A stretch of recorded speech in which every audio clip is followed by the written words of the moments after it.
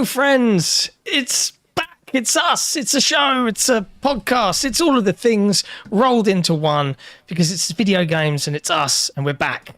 Why's your camera it's episode backwards? 305 of the DayOne show. I feel like the whole show's about backwards things today. You know, like we're going back in time. Welcome, everyone. We're a fiercely independent team, and it's always made possible by you lovely lot. So big shout out to everybody that supports us directly, be it on Patreon or via memberships, which should be live by Friday in full. Big shout outs to all of our supporters, but especially our grand benefactors, Crap56, Assassin and Kevin S, and of course, our wonderful CEO, Torn Raptor. I have returned from the sunny land of San Francisco, and I'm joined as per usual by the lovely special Nick. Well, hello, everyone. Don't like it. We'll try that again. I'm back from the land of San Francisco, and I'm joined by the... I thought we didn't want what's going on anymore. We're just going back. We're just going backwards. Hello, everyone. It's me, Nick. Sounds like Nick when he's doing a review. Hello, everyone. Well, this is hello, special Nick. everyone. Can you do... I think it was The Simpsons that did it first, but it's like, hello there. You know, like where it goes really high pitched. Was it The Simpsons first? Was it a show? I thought that was what's her name? Robin Williams. Yeah. Well, there's where she appears with all the cream. And she's like, hello there. Hello. Yeah, The Simpsons had that other dude. The Simpsons had that other dude. Well, yes. Like, yes, hello. I had a stroke. That guy. We're just vibing. Jesse's here as well. He's emerged from his cave of red sandy cave that he's in for a long time now. Nick is How in are a you? very How different... is bright light? I'm fixing Nick's camera because he's in a very different spot than Rand was, and he wasn't center. And you don't get to see his whole face, and that makes the whole show fall apart. But also, John, your nose is not symmetrical. So now it's pointing a different way, so it keeps throwing me off. Oh, yeah, I flipped my camera, bro. Do you want me to flip it back if it's freaking you out? Is that why you look odd? Yeah. There you go. Is that why you look odd? There you go, boys. Everything's okay. I'm still me. I haven't been cloned. I haven't been turned into another person. Yeah, I'm doing great. I have nothing to talk about for whenever we get to what games we've been playing. Yeah, you literally can't talk about anything that you've been playing. I mean, you know what? I watched a couple of Digital Foundry videos. I'll talk about those. They got to have a bunch of fucking coverage out and a week before anyone else. Isn't that great? Yeah. It's cool. Oh. Cool. Okay. Cool. Yeah, we're back. You guys had a fun episode. And look, before we get into the show, I listened to the episode on the plane because I was like, this is a 11-hour flight. It's 4 hours. That's a big chunk of this flight. Let's go. Be entertained by the boys. And what I listened to was 90% of Nick just talking.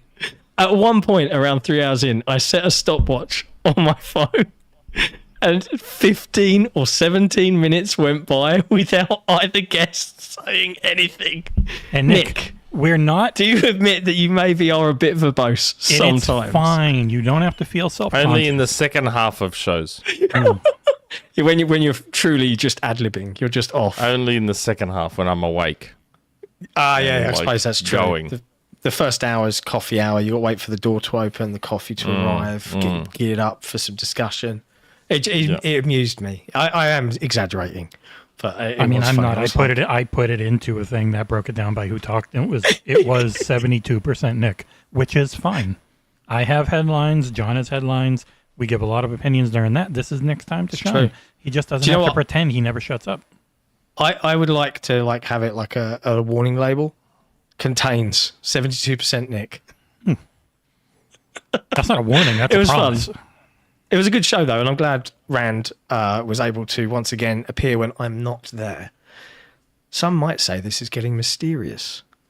Not me though. I love Rand, and I'm really sad that he is literally my stand-in when I'm not around because I never get to chat with him. Generally. Yeah. Him, Kay, and Soul. Those are the three you never are on with because it's when you're out that they show up. It's true. It's a true story. Hello to everybody in the chat. Lovely to see everyone on this fine Saturday afternoon / late evening / Sunday early morning. Welcome wherever you are in the world. Thank you for tuning in. before we get into things, I suppose we should talk about some video games in some form, even though I have a feeling this is going to be a mostly speculative, conjecture-based show. But let's do that first. And Jesse, you've been playing something, but you can't talk about that. But you did watch some Digital Foundry coverage of an upcoming release. So they've had a couple of videos. They showed the game on the PS5 Pro. Looks real pretty there. Looks terrible. The game in question being Crimson Desert, by the way. Crimson Desert. They had a couple of videos, one by John Linneman, the other by Alex Battaglia, taking PS5 Pro and PC. They were sponsored by MSI. By the way, we're never sponsored by anyone. But as you can see in this video, that's just full of end game footage from the looks of it. It's a real big, very pretty game. Oh, shit. I've got it. Draw distance. Yeah, so according to this footage, the draw distance is miles or many kilometers. According to this, you can see how unbelievably good it looks at all times, how light is literally calculated from where the sun and the moon are down onto the planet so that everything filters through the trees and goes around it all. It's nice there's this much footage around to show off the incredible snowy peaks and flying around on dragons and shit that they had in their launch trailer. I'm still not done. It looks wonderful. It looks like it runs pretty well on the PS5 Pro. There was one section. It appears to be a CPU heavy game, according to this Digital Foundry footage. In one section, in performance mode, it went down from 60 FPS to 30. And they did note that the VRR on PlayStation still only goes down to 48, so it's not the most useful. But overall, especially if you do the locked 40 mode, which would seem to be the real sweet spot on PS5 Pro, PS5, and Xbox Series X, and probably even Series S, because it is on there as well. Because it was locked and it looked real good. So we will have full coverage of, by the way, much like Skyrim, if you see a mountain in the back, you can probably go to it, is a pitch that's been said about this game during preview events. There's a lot of coverage out on this one, which always makes it weird. Because I can't say anything I've experienced, but I've watched these videos. Combat looks good. It's not a Souls-like. It is very much, and this is just from my previews last year, you can lock on. You don't have to. You can just swing around like a maniac, right bumper for quick attack, right trigger for heavy attack. You got to dodge on B. You can parry with left bumper. There's also abilities to unlock, so like you can shield bash, and you can even just parry directly with your weapon if you time it well. It's more an action game than a Souls game. It looks so bright and vivid color-wise. Like it's not like, do you know what I mean? Like it's, and that's a lot to do with their lighting vivid. Is in this footage, I would say. And you know what? We've shown a little bit of John's video. Why not go all out with the give it an upvote with Alex's PC footage, which is just insanely good looking. If you have the newest AMD or the ray restruction or the ray whatever the hell they call it, ray recreation on AMD's newest series, like just the way the lighting changes is nuts. And this is your first idea of what next-gen consoles can do, as we'll get into later. Like, it looks like path tracing, even though it's not that heavy on the performance. Cool.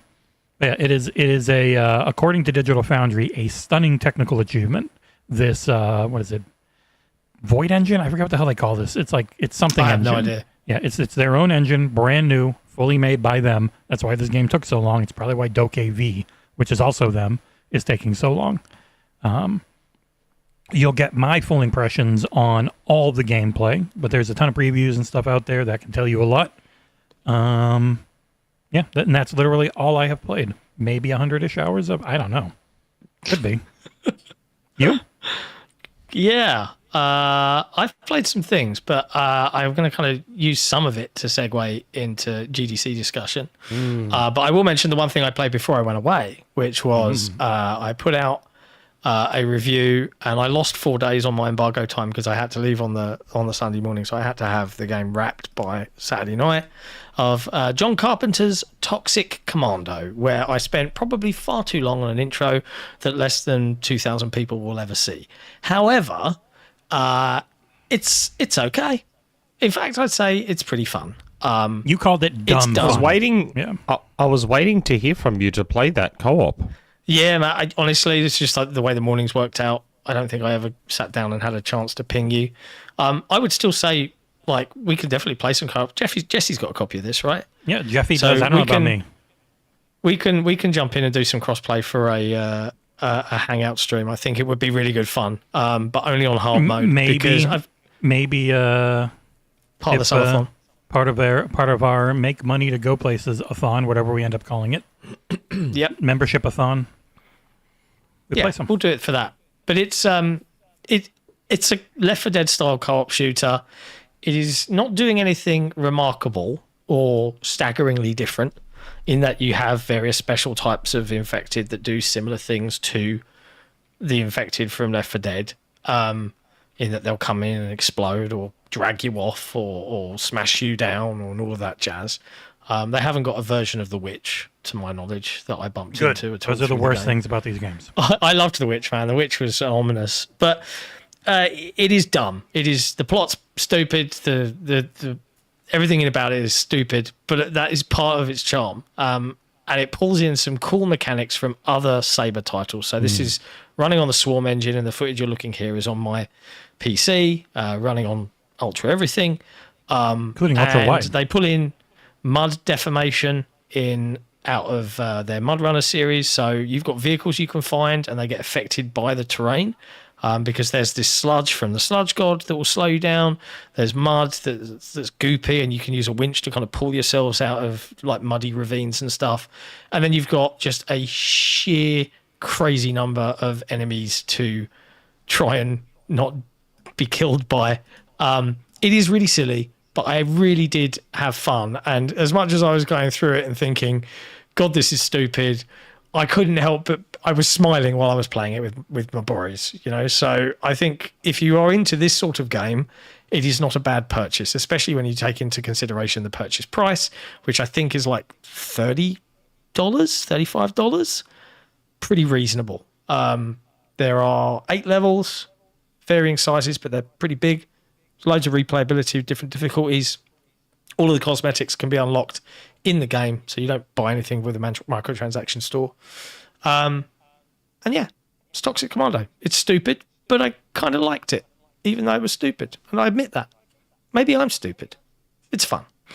Check it out if you're into this sort of thing, because it is really stupid. Yeah. What about you, Nick? Have you been playing anything this week? Checking out any games?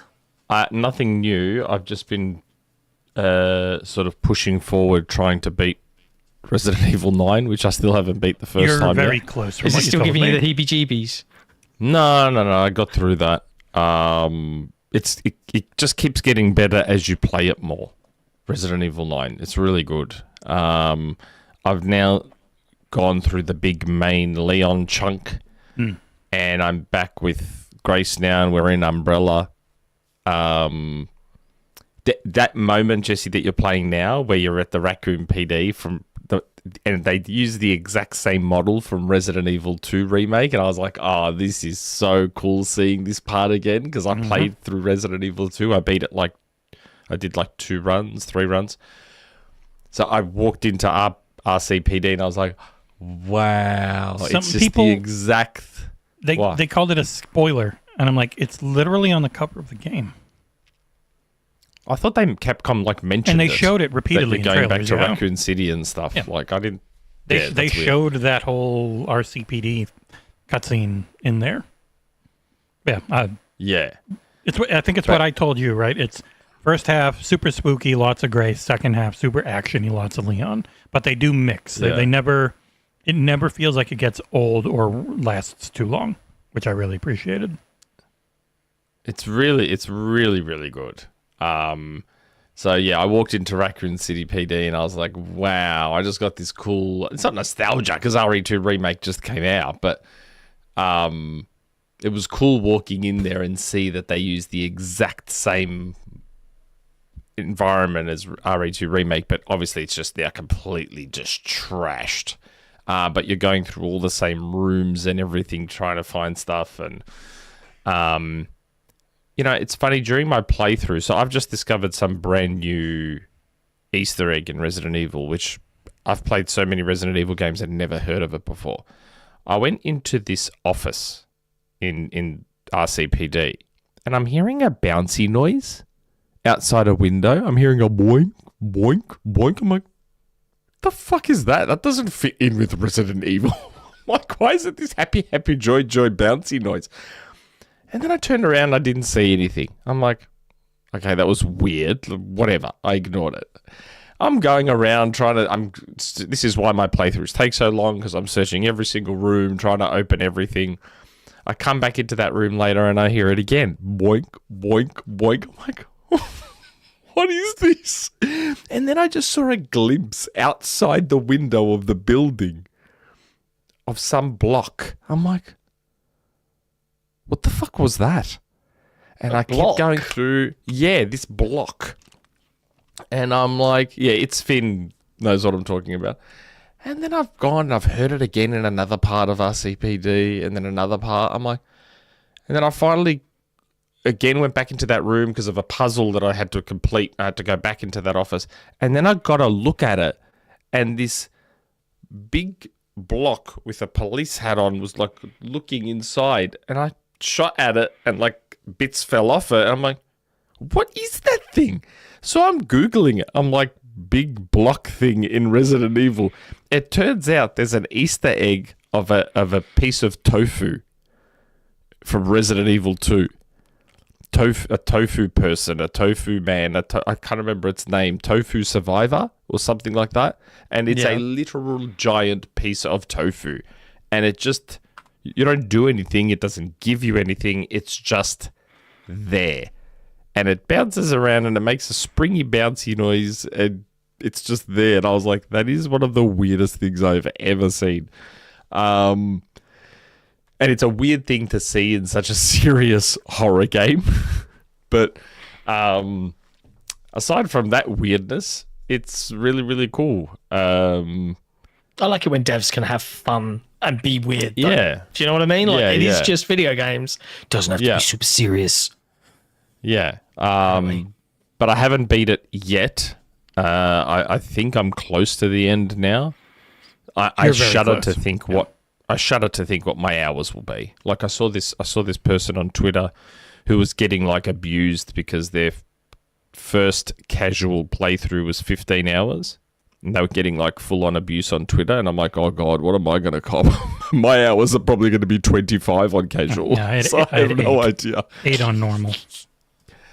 I reckon because of all the exploring and back and forth I'm doing, I would be shocked if I'm less than 20 hours.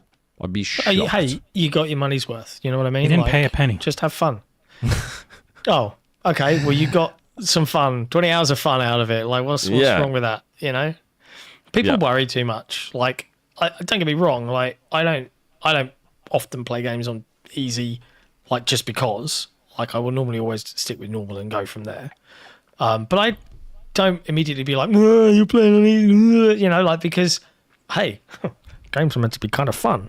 You know, like, relax. They are. They're meant to be stress-free. They're meant to be a stress-free, fun thing. That's why I never understood this weird anti-easy... Well, I like a little tension. Like, don't get me wrong. There are games where it's like super tension. skilled. Yeah. Yeah. Like, that's an equally valid viewpoint, right? Like, hey, I want to be challenged. That's equally valid if that's what you look for. But then it goes too far, and it's pre-launch Lies of P, which if you played launch Lies of P, I had 3 times the health on every mob and twice the damage incoming. And that was before they then nerfed it at launch, and then again 2 weeks later and then again at the friggin' when the expansion came out and they put an easy mode in. Yeah. Yep. Requiem rules. But yeah. Resident Evil 9 is legitimately great. It will be right up there, I think, in my game of the year. Nice. I'd be very surprised if it's not like very near the tippity top. Yeah, man. There's so much that's come out already that's fantastic. Or even there's so much that's come out already that's good to fantastic. Like, you know, and there's more coming. Like in the next few weeks, there's codes coming in that I'm like, yep, I'm on that. I'm very excited. We're not far off from Replaced. Yep, we've got Replaced coming. Oh yeah, Replaced is coming. And I've got down for code for this, and I was genuinely surprised by the demo to the point where there's like, to me, and I don't know if they've done other things that I've just never heard of.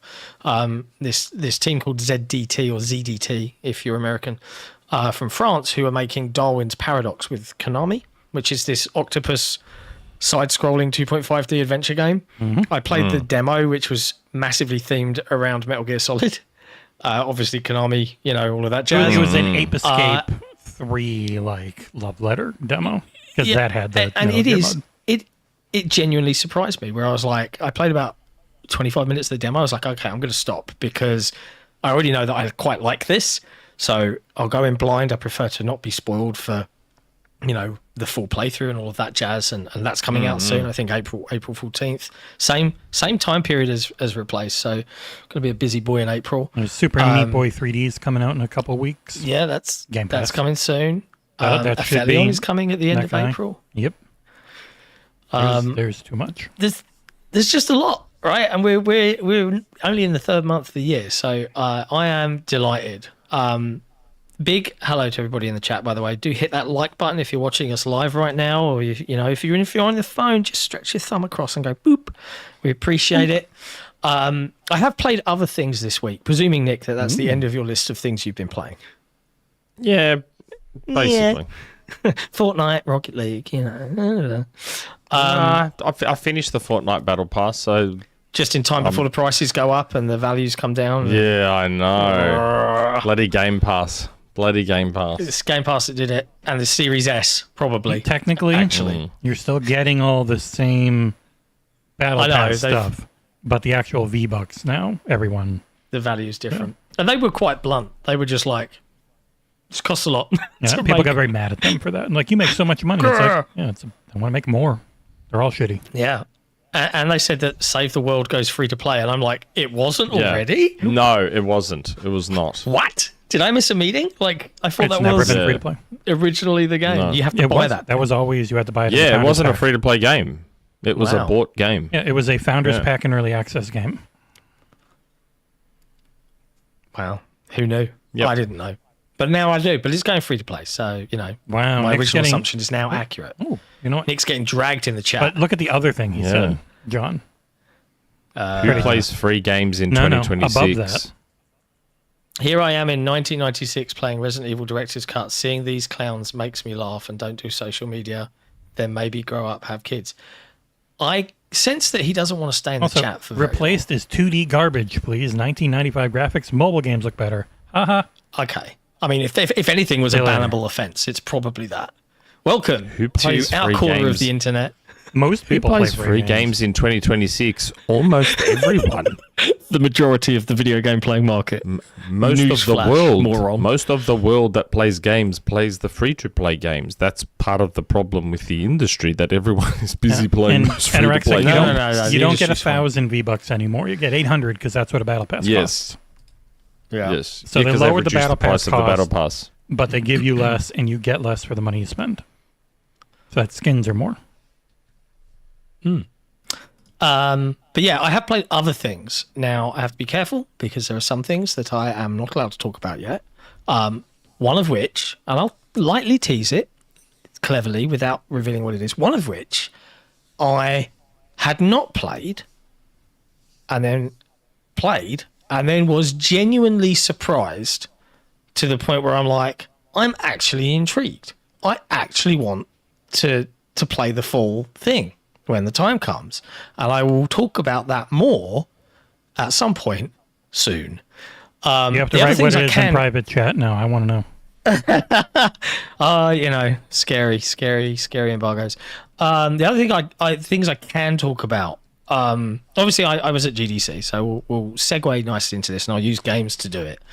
Kat and I just got back from GDC yesterday. after a red-eye flight out. We landed early 10 a.m.-ish back in the UK. San Francisco was great. It was super sunny the entire time. I fucking loved it. Some really, really good times all the way through. And importantly, some fantastic conversation. And if you're looking for massive announcements, and obviously we'll talk about some of the announcements that came out of GDC, it's not really the place for that. It is a place for different perspectives, conversations, and industry chit-chat. So it was very much a networking event. But the good news is there was some games mixed in. So I got to play something called Terrible Lizards, which if you want to try, there should be footage on YouTube for this. I think there was a Steam demo of some sort. This is created by a YouTuber who did like I think music YouTube, and I'm recalling from my notes that I took, audio notes, but they used the money from a successful YouTube channel to create a game in a genre that they loved, right? And you are effectively a COD style movement mechanic, so not Mirror's Edge, so kind of like how it feels to move in Call of Duty as a first person shooter, but you're stuck on the side of the road, you find this dinosaur exhibit, you go in, and then there are terrible lizards inside. And it turns into a parkour running away from monsters game. Now, I don't know why I said yes to looking at this, because when I found out what it was, I was like, oh no, these are things I don't like, being chased by stuff. But I was pleasantly surprised. Again, wasn't trying to be the best game in the universe, looked nice, was really fun to just play because the movement mechanics just felt instantly accessible through years of first-person shooter playing. And it had a good sense of humor as well as some mild terror. So that guy in the middle, that dinosaur dude that you just saw on screen in those costumes, that was the first creature to chase me. And I was like, oh God, it was great. And then it turns out it was wearing a costume, the actual creature. But yeah, Terrible Lizards. Smaller budget title coming some point this year. This summer is what it says on that trailer. There you go. Was surprisingly good fun. So there you go. Go check that one out. I will have a full written Was the preview. soundtrack any good? I don't recall off the top of my head. It was fine audio-wise. Why? Was there a... Oh, well, because he was a music YouTuber. They're music guys. Yeah, so you'd think... I'm remembering from like notes that I'd written down. He was definitely a YouTuber, but I can't exactly remember the detail, so I will double check on that. But I think it was something to do with music. So that was cool, and a bit terrifying. And some of these demos, man, like sometimes you'll get to go to company offices, sometimes you'll get to go to a private suite and you'll sit down and you'll play with all of the publishers and people standing around. And sometimes, in the case of this one, the developer himself turns up with his gaming laptop and just loads a build in a hotel lobby for you to play through on a controller and headphones. GDC is very indie, and I love it for that. The other one that I can talk about in detail, and I've got to shout out Australia. They're making some good games, Nick. And I think that this one, if anybody in the chat, and if you guys have ever played anything like Goose Game, or Thank Goodness You're Here, any of these kind of funny, quirky indies, you absolutely have to check out Jackbox Publishing's newest title. Jackbox are now a publisher. Very cool. My arms are longer now. Hands down, no pun intended, the best thing I've played at GDC. Like, I was in love with this fucking game. The premise is you are a thief with an arm that is infinitely long, and it's all physics based, right? So your arms can just go on and on forever, and you're presented with various scenarios to try and steal stuff. And it was put together by a group of Australian comedians, right, who like were doing the whole stand-up routine, and then they were like, I want to make this, and they'd been game jamming all these different things. They've been working on it for years. Really small team, and it is fucking hilarious. I was like literally dying with laughter, like very silly. Like, and they're showing you a bit from the demo I played with the train. So you're going in, and like if you try and steal a bike, they've obviously got all of these like comedians coming in and doing voice lines, and there's the characters like as you're dragging the bike slowly off the screen, he's like, oh, that's my bike. That's my bike. Don't take my bike. And then you pull it off and he goes, oh no, my bike. It's just so dumb. I was literally What's the name dying. of the devs, John? Toot Games. And, I believe. their Games. little And you gifts see of the the little logo? guy farting. Yeah, and the logo. plot. Yeah, it's a little butt, and the plot is you are the detective that's been chasing this master thief, and like you're just strung out at the end of your rope because you can't catch this mysterious hand. But the physics and the way they've built the mechanics of the arm, like you can grab things, but then you can tort your arms. You can even like trip characters up and wrap yourselves around them entirely, pickpocket them. I was just absolutely in stitches. I think this is going to be, you know, in a similar vein to like how Goose Game captured lots of imagination and got lots of laugh. Yeah. This is one of those that's coming, I think this year. I think it's fucking great. Like I adored this. And I said we'll get the developer on to chat about it closer to the time for a 1v1 episode. But hands down, I was just absolutely in love with this. I cannot wait to play it. It is laugh out loud funny. I wonder if my just son. I feel like imaginative. my son might like this. And you can I slap wonder if people as he'll well. You like can just it. be like, Tsh. Yeah. It's cracking. I mean, look how long that arm goes, man. Yeah, It's I know. just laughably so stupid. Oh, it's doing the And, like, thing where you can see behind an object. They're going to get hit by Nintendo's copyright. Nintendo's patent coming through there. Yeah. It is really, really good. And like, there's even little things like you see this little girl on the bike, and then one of the demos they showed me, I was like, I wonder if you can pick up a stick and be like in the spokes of the bike and make her stack it. And yes, you can. So Oh wow. there's a huge amount of imagination. And that, as you say it, it's happening on screen. Oh, there In you a go. few See, seconds. it's a really funny game. I absolutely loved it. Very, very cool. In terms of other GDC things, before we get into obviously the meat and potatoes of what Xbox is up to, just had lots of really good conversations. Lots of good conversations about the industry, lots of good conversations about Xbox and why they've been doing the things they're doing and the decisions that are being made and what other publishers are seeing and all that sort of jazz. And if folks have questions, feel free to ask. Like, I don't want to start going off down tangents. But, you know, catching up with some members of the team. And I have to shout out for one of the coolest pieces of merch I've ever managed to snag ever. Was it? Tell me, it wasn't the Elite controller thing. Oh, okay. Shout out to Chris Charla for allowing me to take one of the Idea Xbox exclusive skateboard decks designed by Squanch Games, and now combined with the wheels I got from their media team, I could literally have my very own Squanch Games That's sick. skateboard, which I will arguably just give to my son. But And then he'll have a broken wrist Yeah, and you that can was cool. sue ID at Xbox and get $3 million. yeah, like there's lots to talk about, right? Because obviously for you guys, shout out to Kat, by the way. Anyone in the chat that got to enjoy the full video of the talk from GDC was because Kat ignored the GDC staff who, despite us asking, I want to be super clear, bumped into Jeff Rubenstein before we even got into the room. And I was like, hey, are we allowed to film? And he was like, let me go check for you. And he came back and he said to Kat, you are allowed to film, no problem. Because there's nothing here that's Other publicly people secret. tried to ruin it for us. But, you know, we was hanging out with like Destin and Paris, and I think Destin tried to live stream it, and they did ask him to stop. Perhaps that was a step too far, but they did ask Kat to stop. And if you're watching the video, if you've seen the GDC talk copy that we have, about 20 minutes in, someone comes up and asks the person next to her to stop, and presumably her as well. And she just went, and then just carried on.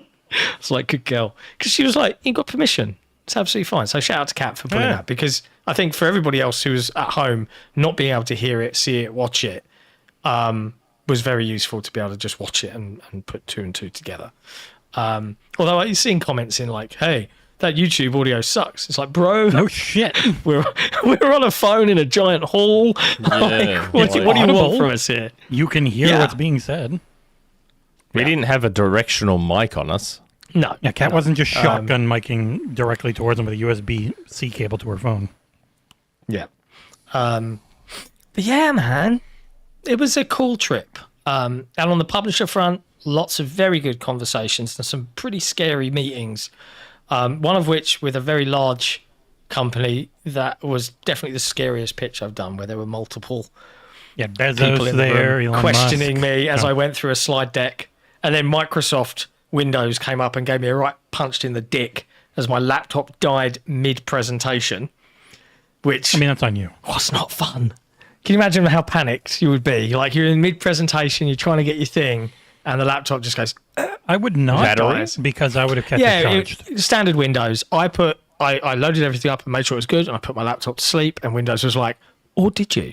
We're just going to pretend you didn't and just have this thing chugging through power while it's in your bag, which really fucking pissed me off. But the beauty of my Samsung phone is that I just literally grabbed a mini, bright light, the sun, a mini USB to HDMI Defender thingy connector, and just used my phone to finish off the rest of the pitch. But should have got a Mac. Yeah, all day battery life. That's how my wife's Surface is with the Snapdragon. That thing can go for like 30 hours. It's nice. It really annoyed me. My laptop's a piece of shit. I hate it. But yeah, there you go. Happy to answer any other questions about anything GDC specific and get into conversations, that I had if people have questions. But I think the predominant thing was a lot of the discussion obviously was focused around Xbox and what they were doing and what they were announcing and why they were announcing it. And, a lot of people were super keen and really positive and, hey, I really want this to succeed for them. Others were, had questions. Naturally, I think we all still have some questions. Some publishers told me that, and I'm saying publishers in a very general way, some people that work at some places is probably the better way to say this. We're from a, and this one made me prick up my ears because I don't doubt it. When you look at big picture stuff, that for Microsoft, if you look at the revenue that big publishers might be earning year on year, as they've not sold hardware, as customers have got very used to Game Pass and blah, blah, blah, for individual big franchises, it's probably just been declining across the board. And that's a problem for the publishers because, why are we putting all this effort into making this version if it's getting less and less worth it? That's a big problem for Microsoft, which, and I can't speak to the validity of how true that all is. That is one conversation from one person at one place, right? So take that with the appropriate pinches of salt. There was a Newzoo thing I linked on the Discord. Which I saw it. I haven't had a chance. Essentially said that they're losing revenue. It's like small percentage points. It was like 3%, but that's down. That's bad. People went up. Yeah, and understandable, right? When you see news reporting that hey, it only sold X or it only did Y, Microsoft have to think a little bit bigger picture here. And you effectively stopped trying to sell hardware. Okay. Cool strat. Now what? And it might speak to some degree about what we're seeing now from Xbox with the next generation plans and a bit more buzz and a bit more positivity. The people at the tippity top got told, cause and effect.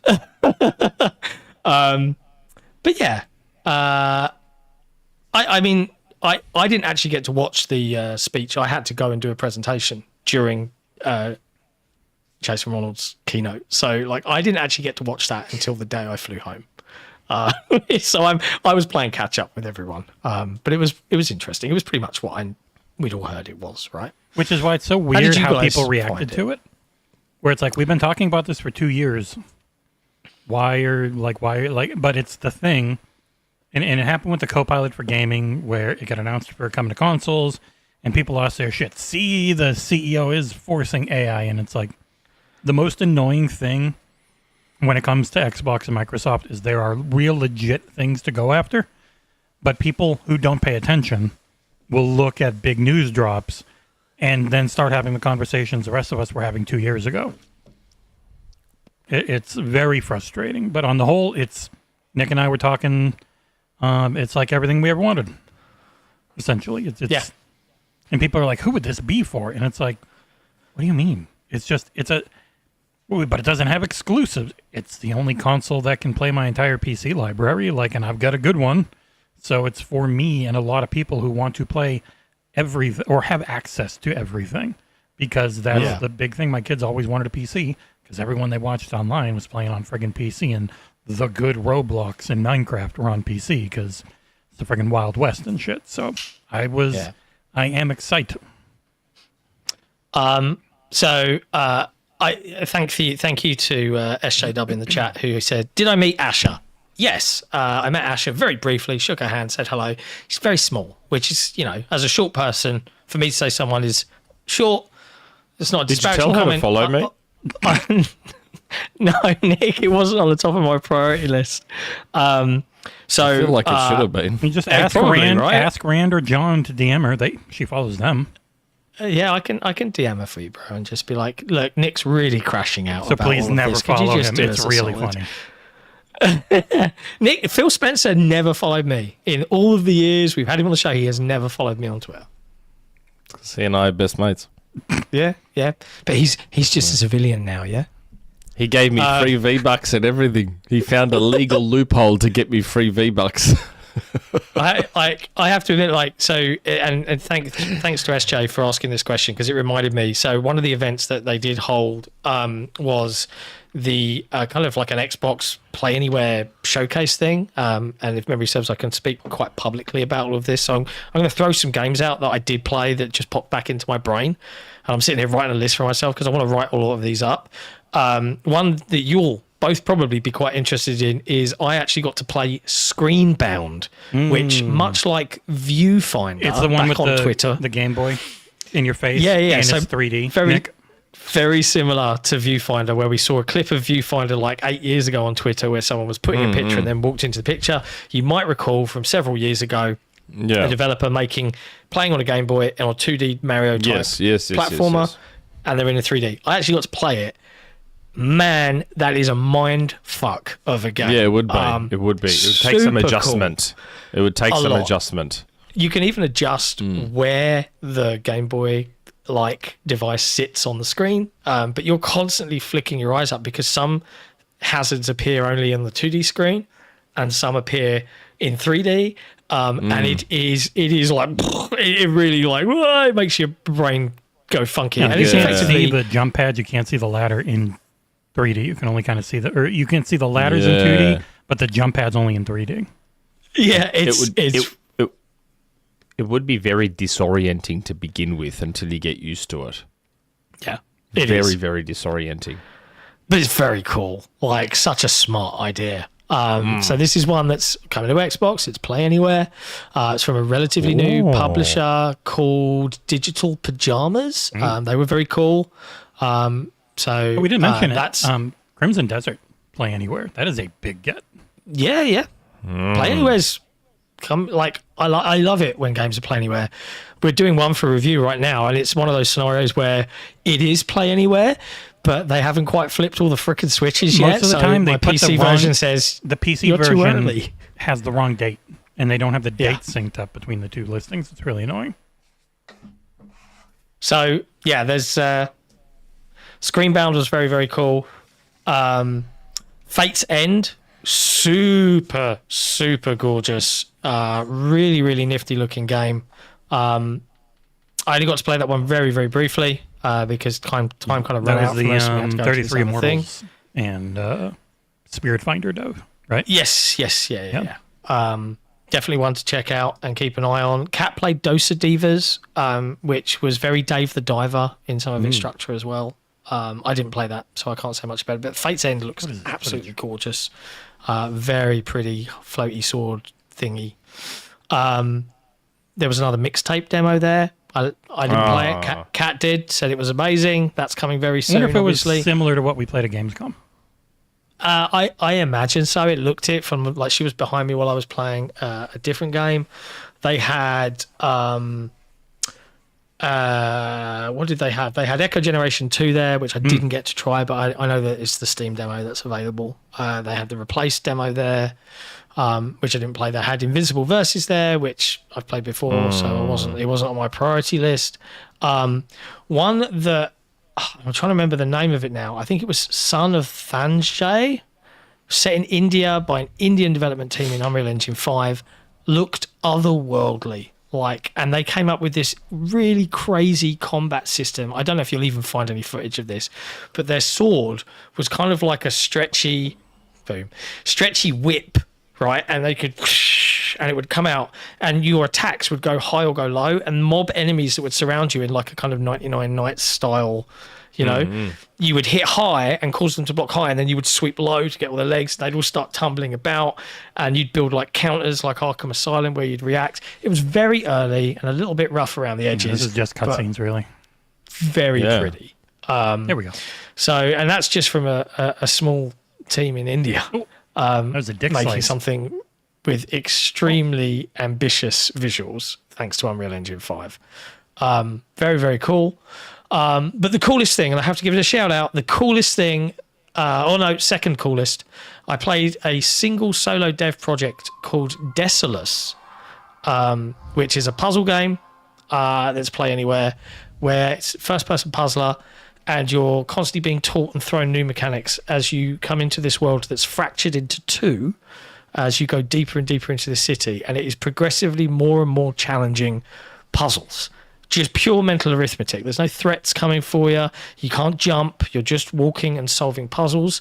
But again, if you really like those brain teaser, kind of really make you sit and, how do I solve this? That was a good one. So I have to give them a shout out. But my favourite was from a 5 dev team in the Netherlands, and it's a game called Nomori. I'm hoping there's footage that you can find for this, because if I had just seen a screenshot of this game, Nomori, Nomori. If I'd have just seen a screenshot of this, I would have been like, oh, it's anime. It's not for me. And I would have just dismissed it out of hand.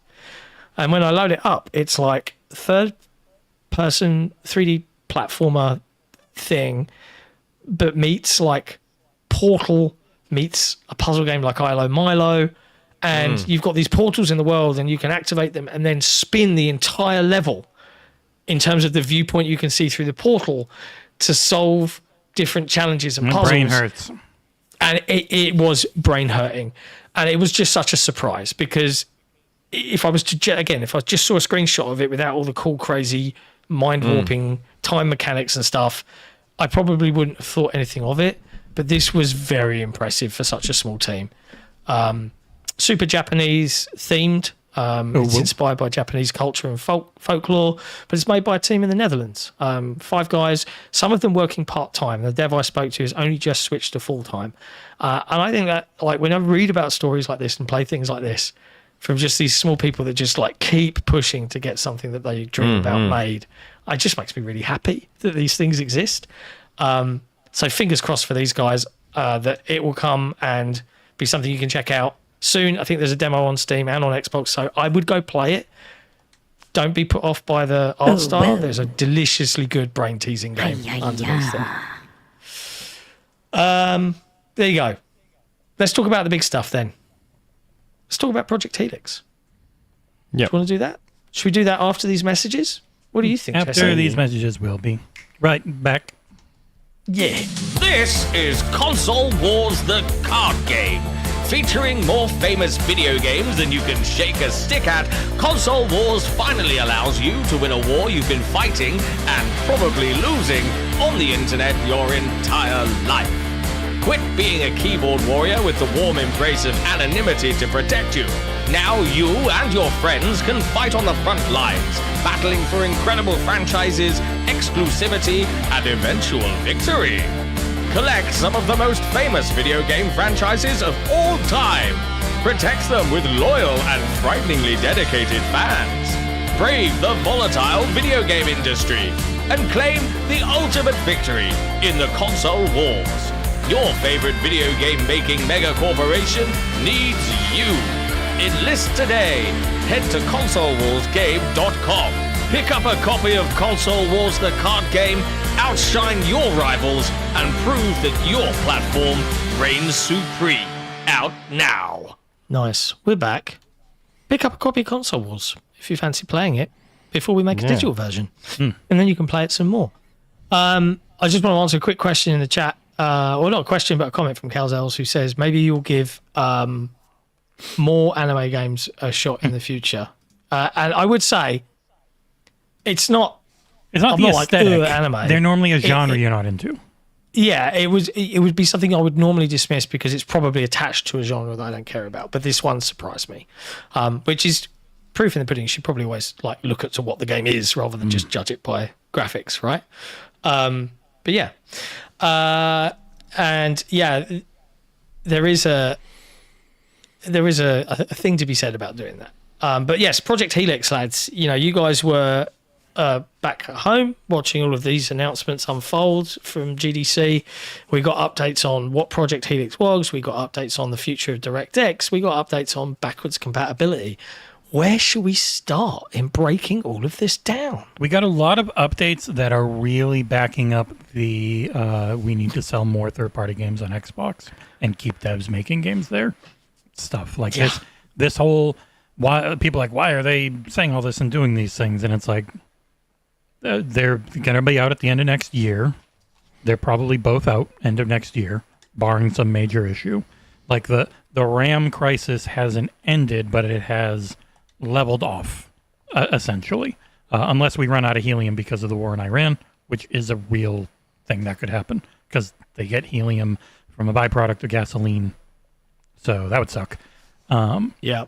But like this whole pitch, everything about this felt like we're going to make this as easy and as incentivized for you guys to make your game with us, because then your game literally just works everywhere, and we don't charge you for the services as long as you put it out on our hardware.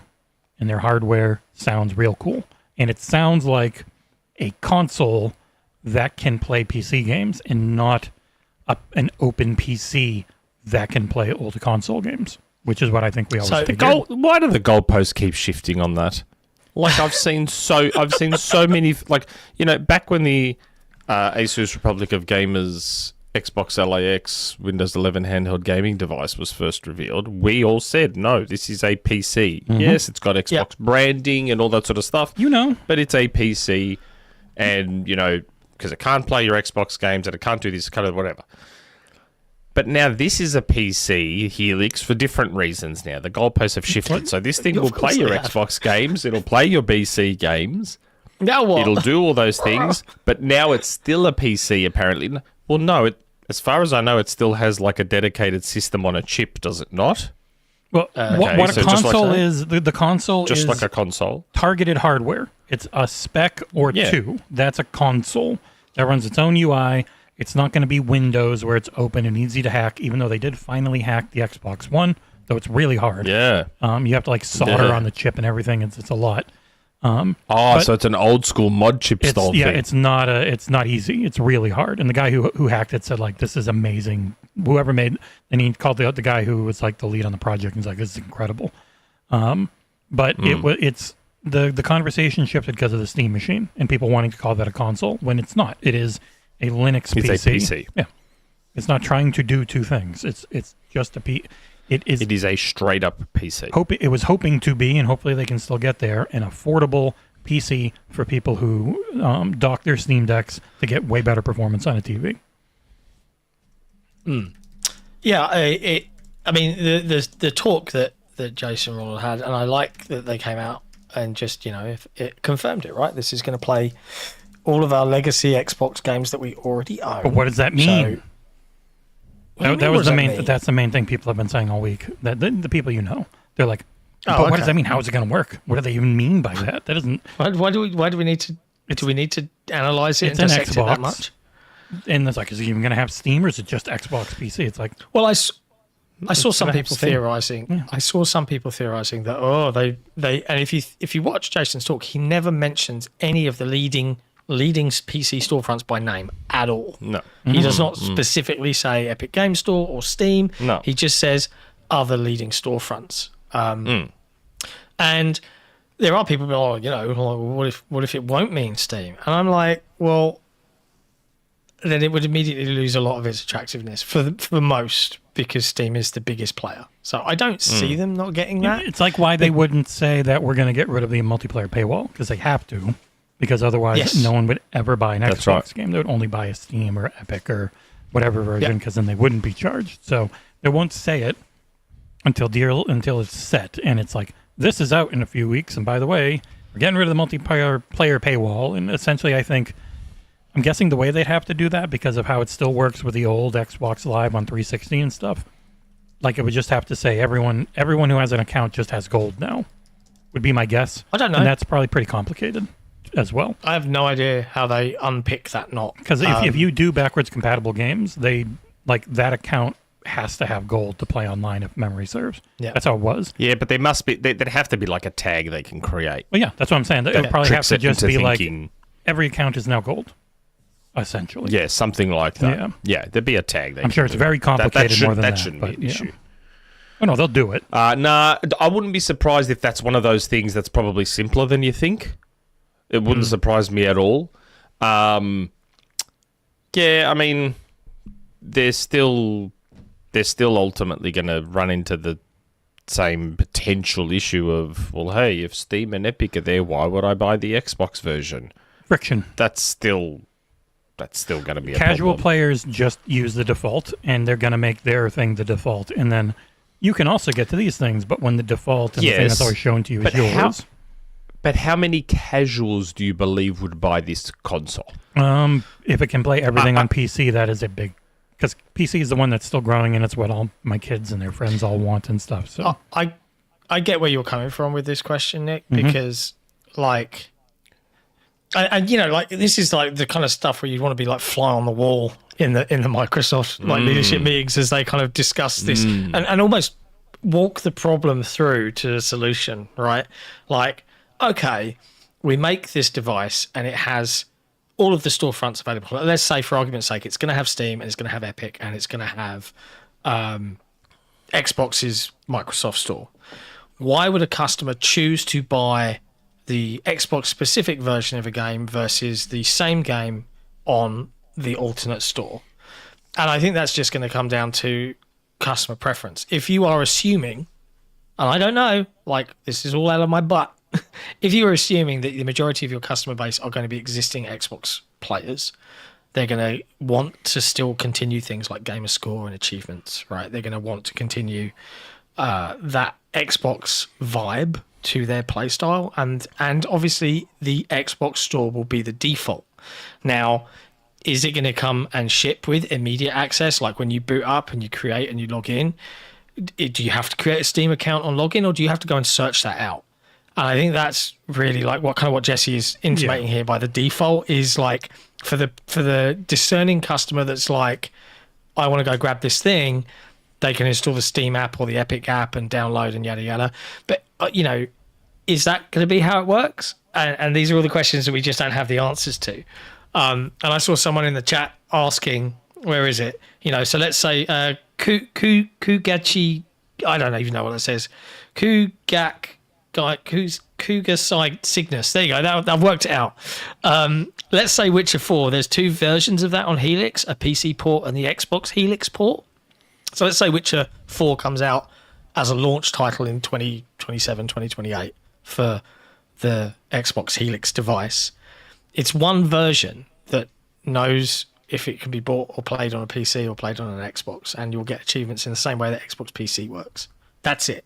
It will just know what you're playing on in a similar way to you can buy an Xbox Series game and it will know to load the Series S version. There's only one version of Helix games. Yeah, exactly. Yeah, it just knows there's hardware spec you're running on. And you can, adjusts. it'll be cross-gen for a long time for most games. So then it would do the smart delivery, where smart delivery will be better than ever, where you get if you're on a Series S, you get the Series S version. If you load up your whatever the Helix is called, you get that version, and that version is the unified GDK. That is just the one version. That would also then work if everything, man, the curious thing is, will they all work on Xbox on PC? They should, because you're only making that version for next gen, and I think that is a big sell to publishers, which is why we'll get into the other stuff they've done to entice publishers to essentially, whenever you sell an Xbox game, you are selling a Play Anywhere title, because that's the only version. There is no console port.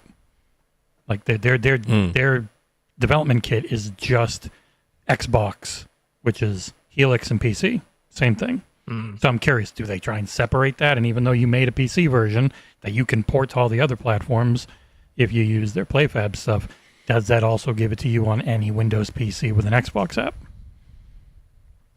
Yeah. Will be interesting. I don't know. It's interesting. Also, again, I'm more curious to see the execution of the OS and how the other stores integrate. So Epic has already publicly said, yep, we're going to make sure their shit works on this thing. So for me, that's fantastic because that is my PC launcher of choice is Epic because I have 500 games there. So that's the one I care about the most. I still have about 180 Steam games, I think. And I've got quite a few on GOG. So they're my main three. It does make me question, though, Nick. Like, as you said, Epic have come out publicly and been like, we want to be there.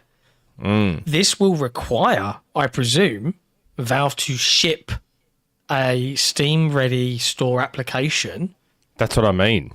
Do you know what? Because, like, again, zoom out. If this is pure console and everything has to be navigated or navigable via your controller, right? Navigatable. Navigable, I think is the word. Is it? Yeah. Oh, okay. Pretty confident. Okay. If it has to be like, and you'll be like, well, Steam Big Picture mode, but like, they'll have to make it so that it's findable on the Xbox Store as an app, installable. You know, will they give players and consumers the choice to make a default store? Like, you know, where does this go? Where does this end? I can't imagine they like, do default. Default is just it loads up Xbox and then the others are there and you can go into them. But I imagine the others from are a all console there. perspective, you wouldn't want to see that Steam updating window, that, you know, Win32 window pop up and you know, like the Steam pop-ups and all of this. You're going to want a console-friendly experience, which is going to require Valve to develop it. Steam Deck, Big Picture mode and all that, it doesn't give you the PC pop-ups. It's a much subtler, we're doing things little window, which I think is fine on the whole. But yeah, like Epic Games Store, EA Store, the EA app, Ubisoft Connect, Riot's app are all already there in the Microsoft Store. So it really would just be, and I don't see any reason why Steam would not want it, because Steam and Microsoft are like, they like making money off of each other. It's just another way. So I would imagine there's no incentive for Steam to not want to be on every platform they can be on. That's their whole bag. They are the store. Their hardware is secondary to pushing their store for very specific customers, which is why I was like, if the Steam machine had been able to come out at, you know, say $600 or something, but even then, the Steam machine is a machine that, with a little bit of tomfoolery, can run it can run Windows as long as it gets some drivers. But it can, on Linux, you can do pretty much everything except the Microsoft Store already. So, like, I'm sure GOG will want to be there, and that'll be awesome because I have a bajillion GOG games. Like, it will just be cool. It is exactly what I've always wanted out of hardware. If any audio listeners are wondering why I'm chuckling, Nick, I looked it up. Never one to let sleeping dog lie. So, No, navigable is a word. Yes, it is. It's the correct word, but it refers. It was invented and refers more specifically to sailing and boats and shit. Sure. So then the term navigatable was coined, not a real word, but was coined for tech and browsing and websites and stuff like that. So you're technically correct, which is your favourite version of being correct. I'm just saying, that's why when you said navigable, it didn't quite sound right to me when it comes to a console UI. I'm like, navigable? Well, we're not on a boat. We're on a video game console. Don't argue. The word is correct. We both won. We both are winners. You know who's also going to have a hard time? It's not enough that I won. Others should lose. Who's going to have a very hard time with words is Microsoft on how you explain the benefits of some of this stuff to people that only care about their console. Because a lot of the benefits are around, like, if the console's amazing and powerful and it hits all the leaks that we've seen. And I a big conversation point that's been bubbling away for like a week and a half ever since Asha tweeted about Project Helix has been the return of Xbox exclusives. Huzzah! No. Right. And this isn't based on any conversation with anyone at Microsoft, but this is based on lots of conversation with developers and publishers and other folks at GDC. And I don't want to burst any bubbles there. I don't want to get rid of that for you. But regardless of your thoughts and feelings towards do exclusives sell consoles, do exclusives matter, the economics, and this was made very, very clear to me in repeated conversations from unbiased, different sources. That's all I can really say, right? Because it's not my place to like just name drop some people. The economics of how these things get made, right? Of businesses investing money and spending, paying staff, paying developers, getting the technology done. The economics of making these massive, massive projects hasn't changed. So for any business to be asked to invest 200, 300 million, and I'm pulling that figure out of my arse, but then be told, but don't sell it everywhere. Only sell it here in the hopes that we can sell enough hardware because it's going to make a difference. Now is no longer a business model that for most publishers makes sense. It just doesn't. It gets you fired as the CEO of Square. And the general viewpoint is, would you prefer a world where you get a Fable and it is successful because it has the potential to sell as many copies as possible in as many places as possible, and therefore continue to fund its existence to enable a investment into Fable 2, the reboot, and so on? Or this one has do you care more about ticking a box on a list war so that your platform can win a point on the internet, and then that studio doesn't sell enough copies of that games and it closes forever? There's lots and lots of nuance to break down, but that was the general kind of vibe and conversation that I took away from GDC, and I was like, okay. And there were lots of people talking about the whole PlayStation pulling back thing, because it does go against that mindset of what everybody else is thinking in terms of how these games get made. The only difference, obviously, for Sony in this particular case is they are the default console, the default market leader, and have been and continue to be probably for many years to come. So in many ways, can they afford to perpetually take that risk with their single player tentpoles, because it is more important to them than that longer term vision, and they'll continue to release multiplayer titles on PC and elsewhere as and when, you know, kind of ad hoc. But I just wanted to put that one out there. Those were some of the conversations that were kind of being bandied around. Lots of people were theorizing and discussing, but that was the general takeaway. But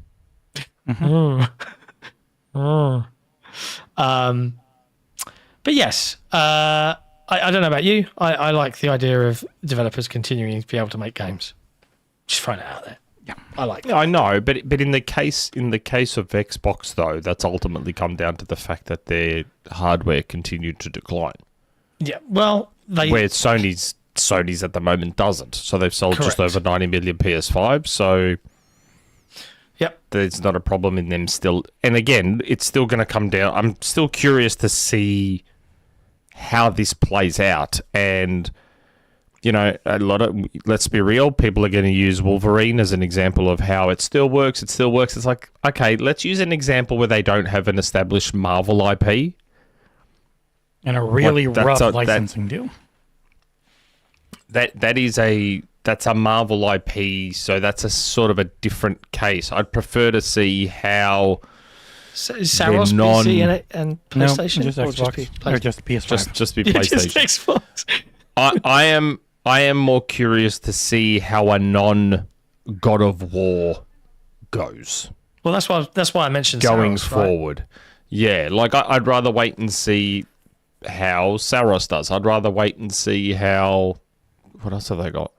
Well, Yote is the first one essentially that won't get a port, and it did pretty darn well on PS5, but it's going to be way below Tsushima, most likely. Because Tsushima did very well on PC. Well, regardless of the number, and this is why I don't like just seeing the number, because the number seems to be different for everyone. So 8 million was Days Gone, and apparently that wasn't good enough. Last of Us at the time was 10. People always said that was because of the Metacritic.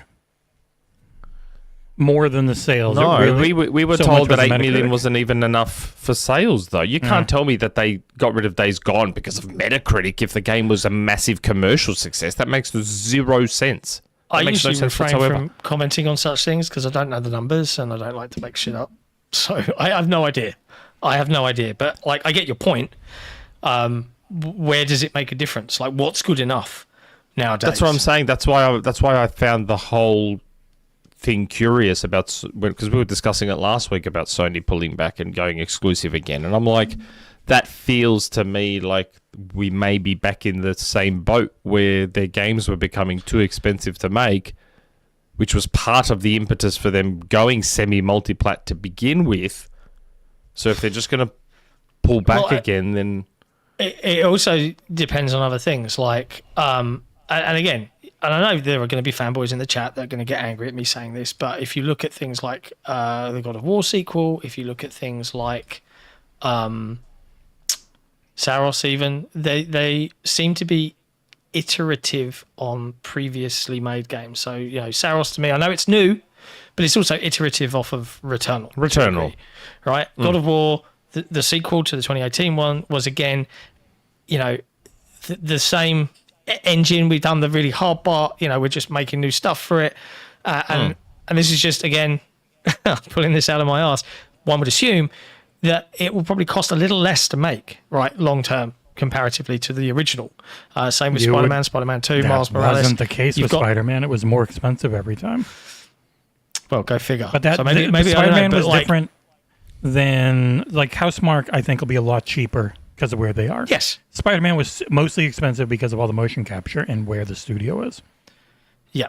And there's things that all come into play here, like studio location and stuff like that. But, like, I've seen people in the chat mention, you know, like, hey, you know, this game's going to only target this, or a good example for this is Astrobot, right, as an exclusive that's only on PlayStation and, you know, hasn't sold gangbusters, but I'd also turn around to you and say that Astrobot did not cost the same to make as Spider-Man 2 or The Last of Us Part 2.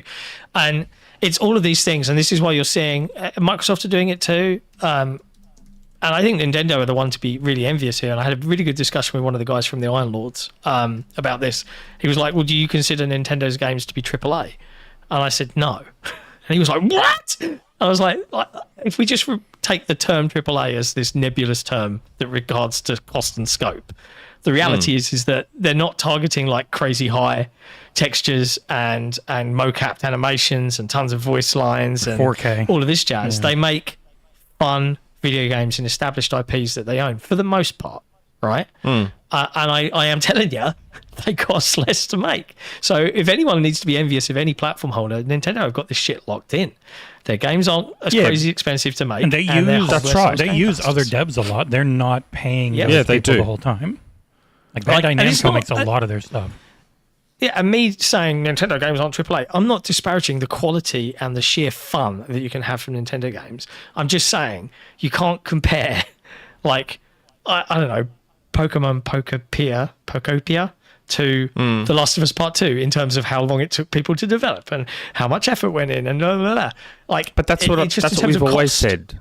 That's why Nintendo is just completely in the older model, because their games don't cost a ton to make, just like games didn't used to cost a lot to make back then. So Nintendo has no reason to even look at other platforms because there's no need to. There's cells and their games keep... I mean, people keep forgetting the best selling Nintendo game is Mario Kart 8 Deluxe. Mario Kart 8 is a Wii U game. Like, that game was developed back in 2013, 2012 or something like that on Wii U. And that game just keeps on selling. It is just making them free money now. I know there was a Switch version, but... Yeah, you get the gist. And it's like, when you look at some other publishers like platform holders like Microsoft, like I would say and posit to you, and I had the same discussion with the chap from the Iron Lords, was that for the most part, and feel free to crucify me in the comments here, a lot of the time with Microsoft's first-party games, and I'm going to throw some into the mix here, like I'm going to say things like The Outer Worlds 2, Avowed, South of Midnight, are AA games with a AAA shine, right? They are lower in scope, they are lower in cost comparatively to some... wild Hail Mary throw to make the most money humanly possible by making something no one's ever seen before. They are, for want of a better phrase, most of the time safe. They are safe bets. Not always. And I like a lot of their games. And Fable is like the first one in a long while that we've seen from them that is a bet. That is a big bet in terms of cost. And what are they going to do to offset that bet? Release it as fucking many places as possible. Yeah. It's funny. There's a troll in the chat saying that this console's DOA because it has no exclusives. And you know what confuses me about that? If PC has exclusive games at the moment, which I believe it does, there are games that are currently only on PC and not on consoles. Does that not then mean they're also exclusive to the next Xbox? Just by default. I wouldn't. If the next Xbox plays all your PC games, and there are games that exclusively only on PC, then those games are also then exclusive to the next Xbox. So it does have exclusives then. It will have exclusives. We've had this discussion. Like there are tons of games released on Steam every year. It would have the biggest library imaginable. Yeah.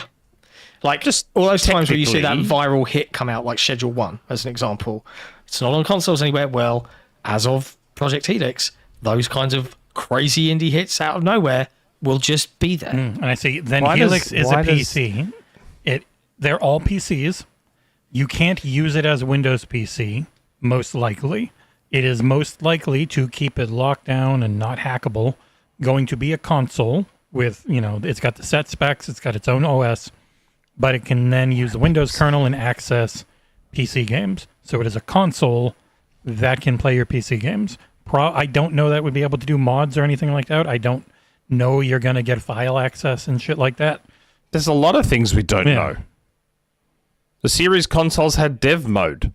Who knows what Helix will have? You already know that someone's going to hack the shit out of it and run full Windows 11 on it, just turn it into a PC at some point. Like someone's going to do it. Hell, maybe MVG will do it. No, but that's what I mean. Like that's the funny thing about it. And I saw what you said, Zach Riley. I was actually going to mention it earlier and we got distracted. But that's what I mean. Like people are like, it has no exclusives. And it's like, but the same fanboys that are calling it a PC are also saying it doesn't have exclusives. So if you guys are calling it a PC, then you'll also understand that it will have exclusives because there are games that can only be played on PC. 50,000 games that have never been on Xbox. Conservatively. Or PlayStation. Yeah, like there's so many games that are just PC. Yeah. And there's so many games that haven't come to Xbox but did come to PC. That's what I mean about the goalpost shifting.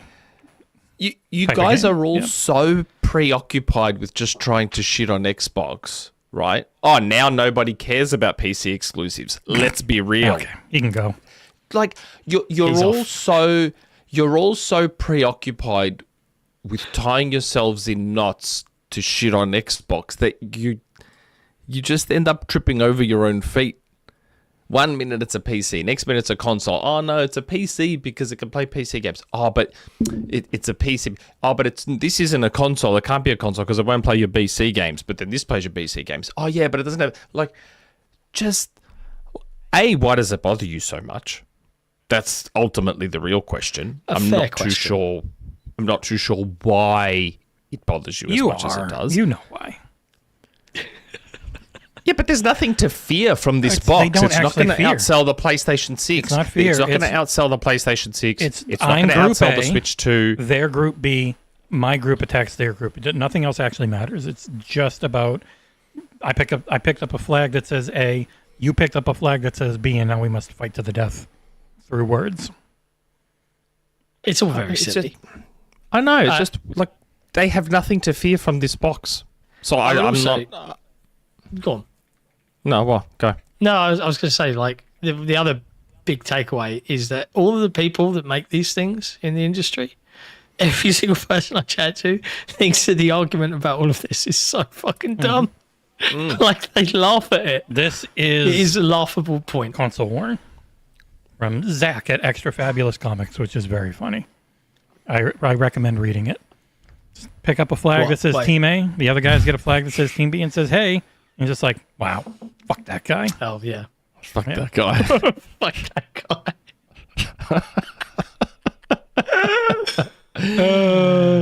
That's funny. But yeah. Yeah, but the Cucumbo jealousy of what Cucumbo? Aren't their games the best ones? So what's to be jealous of? If PlayStation exclusives are Metacritic approved as the best games, then what are those? There's nothing to be jealous. So we've established now there's nothing to be jealous of. There's nothing to be fearful of because it's not going to outsell the PS6. And remember, console sales are the most important thing on earth. So I don't know. I'm not understanding this feverish desperation to try and invalidate this thing before it's even been fully revealed. Yeah. I don't know what it is. It is weird, tribalistic human nature at its most gross. It's just video games, man. That was the other thing. Like I was chatting to one dev, and they were like, "We just make toys for big kids. We just make toys that we grew up with that were like, they're just bigger and better toys, but we can now afford them, and that's the group that's grown up with this stuff, and it's great. Like, why are we mad about shit?" I'm just saying, like, I'm just trying to say that let's put on the old school console warring hat for a second and say that the reason we were like this with the series consoles is because, the series consoles are going to do really well and they're going to compete really well against the PS5 and the Switch and blah, blah, blah, blah, blah, blah, blah. They didn't. And now we're in a place where that's it. You won't be seeing Xbox in that sort of 360 sort of era of success and whatever. Xbox is done, quote unquote, from that angle. So then what's the issue? What's the stress? Like, Xbox is, quote unquote, no longer a threat. So what are you so worried about? Why are you so invested in invalidating this device? You don't have anything to worry about anymore. Xbox is gone now. Yeah, you won. Xbox, you won. So what's the problem? To quote a popular podcast host, we won. Yeah, you won. So what's the issue? I don't know. It's just... We're just innocent men. Just normal men. Just innocent men. Like... That's all I find... That's just the part I find strange now. Purely from that console war perspective, you won. There's nothing to be worried about anymore. We're just There's normal nothing to men. be stressed about. We're just normal men. What do you mean normal? If anything, like, because those same people are like, oh no, console's better because it's more convenient, this, that, the other, or PC, PS5's the combo to go with, blah, blah, blah, blah, blah. You guys should now be really excited by this device because it's going to give you your PC games with the console, hopefully, the console convenience and simplicity. So, Yeah. You guys should actually be excited about this device too, because you don't have to go worry about building a $2,000 PC or it's all the people having to who worry are about online. drivers and having to worry about all that bullshit that PC gaming comes with. It's all the people who are online and who pretend they don't have everything, and they just. But then if they swap in the middle of it after just 4 games, and they say, "I just went to the store and picked up a PS5 that they've actually owned since the beginning of the generation," like it's all puppet theater, pretend bullshit from the people who lead the chorus that everyone else follows. And one of the main issues we have in the media, and it's one of the annoying things because it makes you feel like you're defending, but it's like it's very FTC case against ABK, like where you are arguing the wrong thing. It's like that New York Attorney General case against Steam where they're like, and also video games cause violence in kids. We can't ignore that. And it's like, you had me with going after loot boxes, but video game coverage itself is almost always coming from the wrong angle. I saw it today with Copilot for Gaming, and people are like, Chris Plant was like, we games are about the discussion between a player and the game. And it's like, man, it's ripping off guides from the internet. Yell at it about ripping off guides without attribution or people getting clicks. That's the shitty thing. You don't have to pretend like it's trying to do something crazy. It's just a shitty chat bot you can talk to. Yeah. But the main issue is those are the people that lead the conversation, and they almost always lead it in the wrong place. And so people think exclusivity is awesome for them, when for us as customers, it's only bad. There's no benefit for us to have to buy everything. Like we shouldn't consume product. No. Yeah. One of the other big things that was so prevalent at GDC, like, and I need to underline this, underscore this, AI was everywhere. To do a Nick, everywhere. It was all over the fucking show floor.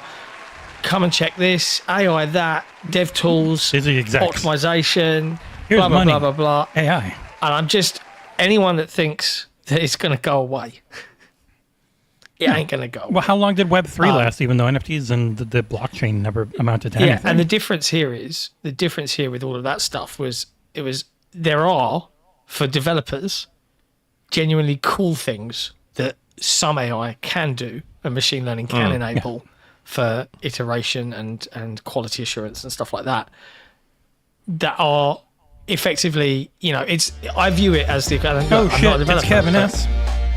Oh, Beans fuck. for What's he done? all of us. 150 bucks. Any progress on gifting memberships? Yes, in that I read about how it works, Kevin, and once they've been applied to a user, Nick, if you pull out blue, you got to get a different one.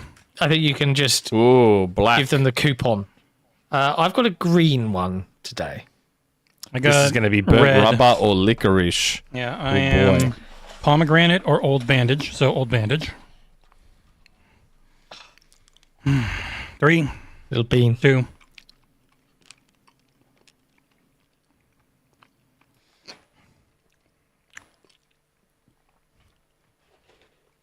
Pomegranate, baby. I got burnt rubber. Yeah, burnt rubber's not nice. Pomegranate's great. That's Nick, your taste buds are broken. We all know this, but I'm the one who always gets the bad because one. I know what licorice tastes like, and that doesn't taste like licorice, so it has to Mine be is burnt rubber. booger flavored, but I maintain that this flavor is a lie because boogers are delicious, right, kids? But they're full of iron, which that one is very metallic. Unless they just don't. Unless this jelly bean company just doesn't know what licorice tastes like, and I did get licorice. Maybe your Australian beans suck, because I promise you, the ones I get, when the burnt rubber one tastes like burnt rubber in your mouth, like that horrible smell you might get around a tire fire. That's just what it tastes like, and it's really bad. I can tell this is attempting to be burnt rubber, but it's not. I think yours are weak. We got to get you the spicy ones. Or I'm just strong. Thanks, Kevin. On the gifting of memberships front, I'm gonna I'll just do a test and see how it works, because from what I read, it should work, as in you don't need the person's email address to gift it to. You should be able to just buy and you'll get coupons. But I will do the test. Please don't you do it. I will do the test and then see if it works for a member at some point. But we're hoping to have everything live for day one memberships by the end of this week. Which we means a approved subathon on would Friday. be soon. Yeah, we approved on Friday the wording for our ad blocker pop-up thingy, which encourages you, hey, if you want ad-free browsing, please consider becoming a direct member. And Kat and I and Jesse have been diligently bringing across and creating articles for all of our all of our previously members only content, so that it's live on the site and has a place. Yeah, that's right. I even started looking through Nick's top 5 articles from way back in the day. And maybe, Nick, we could tart them up a little bit and bring them back as a supporter only feature, because you've got like 30 of them that were never read by like anybody ever. So like, boom, saves us a job. But yeah, AI is definitely going to be everywhere. And I think it's just, people just have to, I'm not saying to embrace it, but I think find the nuance the dust in it. will settle, and no one's going to be making things like that are made by AI to the extent where it's just slop that we're playing. I don't think that's ever going to fucking happen, because it wouldn't work. But you will see developers using it. They just will stop fucking talking about it because the backlash is so horrific. It's just going to become like when Photoshop introduced tools that automatically did shit for you because it knew what you wanted. Same diff, I think. It's not me being like a defender of AI. I'm just speaking in realities here. Well, the issue is always is that the executives used AI as the catch-all for everything, and there's a bunch of horrible shit that sucks. That's mixed in with a couple of decent things, and like one or two very good things, and they all get lumped together. And machine learning and things that have been around for 20 years get lumped in with the AI craze, and so people are like, AI, I'm out, which I get. I don't disagree with, but there is nuance based on exactly what it is, and you can take a few seconds to figure it out and be like, oh yeah, no, this is just making images or making video or making audio, I'm out. And I get it 100% and I agree. But there are some tools which can be useful, but they need to be watched like hawks, because never trust anyone. Mm-hmm. Indeed. What else about the whole Helix discussion and things? Well, one of the big ones was FSR Diamond, which is already causing quite the stink in the AMD community because it's FSR 5. It leverages that NPU, the neural processing unit, not the nose processing unit, which is what John's tissue is. And those features would be exclusive to FSR 5, which they're already doing with FSR 4 on certain things, and so people are very mad. It's like, I just bought this RDNA 4 card, and now RDNA 5 is already going to make me feel out of the loop, but it looks cool. It's used in multiple ways. Auto super resolution coming to the the Xbox Ally X with its NPU, where it is like the final level of rendering, so it works on everything. Essentially, like eventually that's the goal, because it doesn't have to be per game. It's the final thing, and it was showing like a big FPS increase, and if they can have that type of shit, and the ray regeneration that we saw in Crimson Desert, like path tracing, the biggest jump outside of just raw horsepower from being way newer, RDNA 2 to RDNA 5. The ray tracing stuff would finally be good enough in both systems that it is the default way to light stuff. Because at that point, it should be in all PC and console hardware. All of this kind of, and I know people have opinions on fake frames and all of that machine learning generational stuff that NVIDIA do. I recently reviewed, and you can read the review if folks are interested in spending anywhere between $3,000 to $5,000 on a gaming laptop. But I reviewed the Razer Blade 18 2025 edition that Razer kindly lent to me for like 3 months, and I used this thing in a variety of ways. I used it out and about. I used it at home. I used it plugged into a TV, trying to force Microsoft's now announced Xbox mode to be a real thing. It really didn't want to play ball with me at all. But when I did push games and just accepted that this is a mobile 5090, it's a laptop 5090 GPU, the best you can get right now. And I accepted that if I wanted to run everything at 4K, which is what the resolution of the laptop screen was, or on the TV, with all of the bells and whistles turned on and everything set, I had to turn on some of these features. And whilst I can sort of detect through years and years of playing games, and I was honestly looking for, I can feel the kind of controller latency a bit there. I can feel, the oddness from these generated frames and all of that sort of jazz. The image at the end, and generally, was great, and generally the gameplay was great, to the extent where it's like, if this sort of thing is just baked in to the next level of generation hardware, the majority, the average gamer, is going to be like, this looks fucking awesome. And I feel that's kind of where Microsoft are aiming for, and likely PlayStation will be as well. They're all going to be running variants of the same shit. I know, according to leaks, Microsoft's is more powerful on paper and all of that jazz.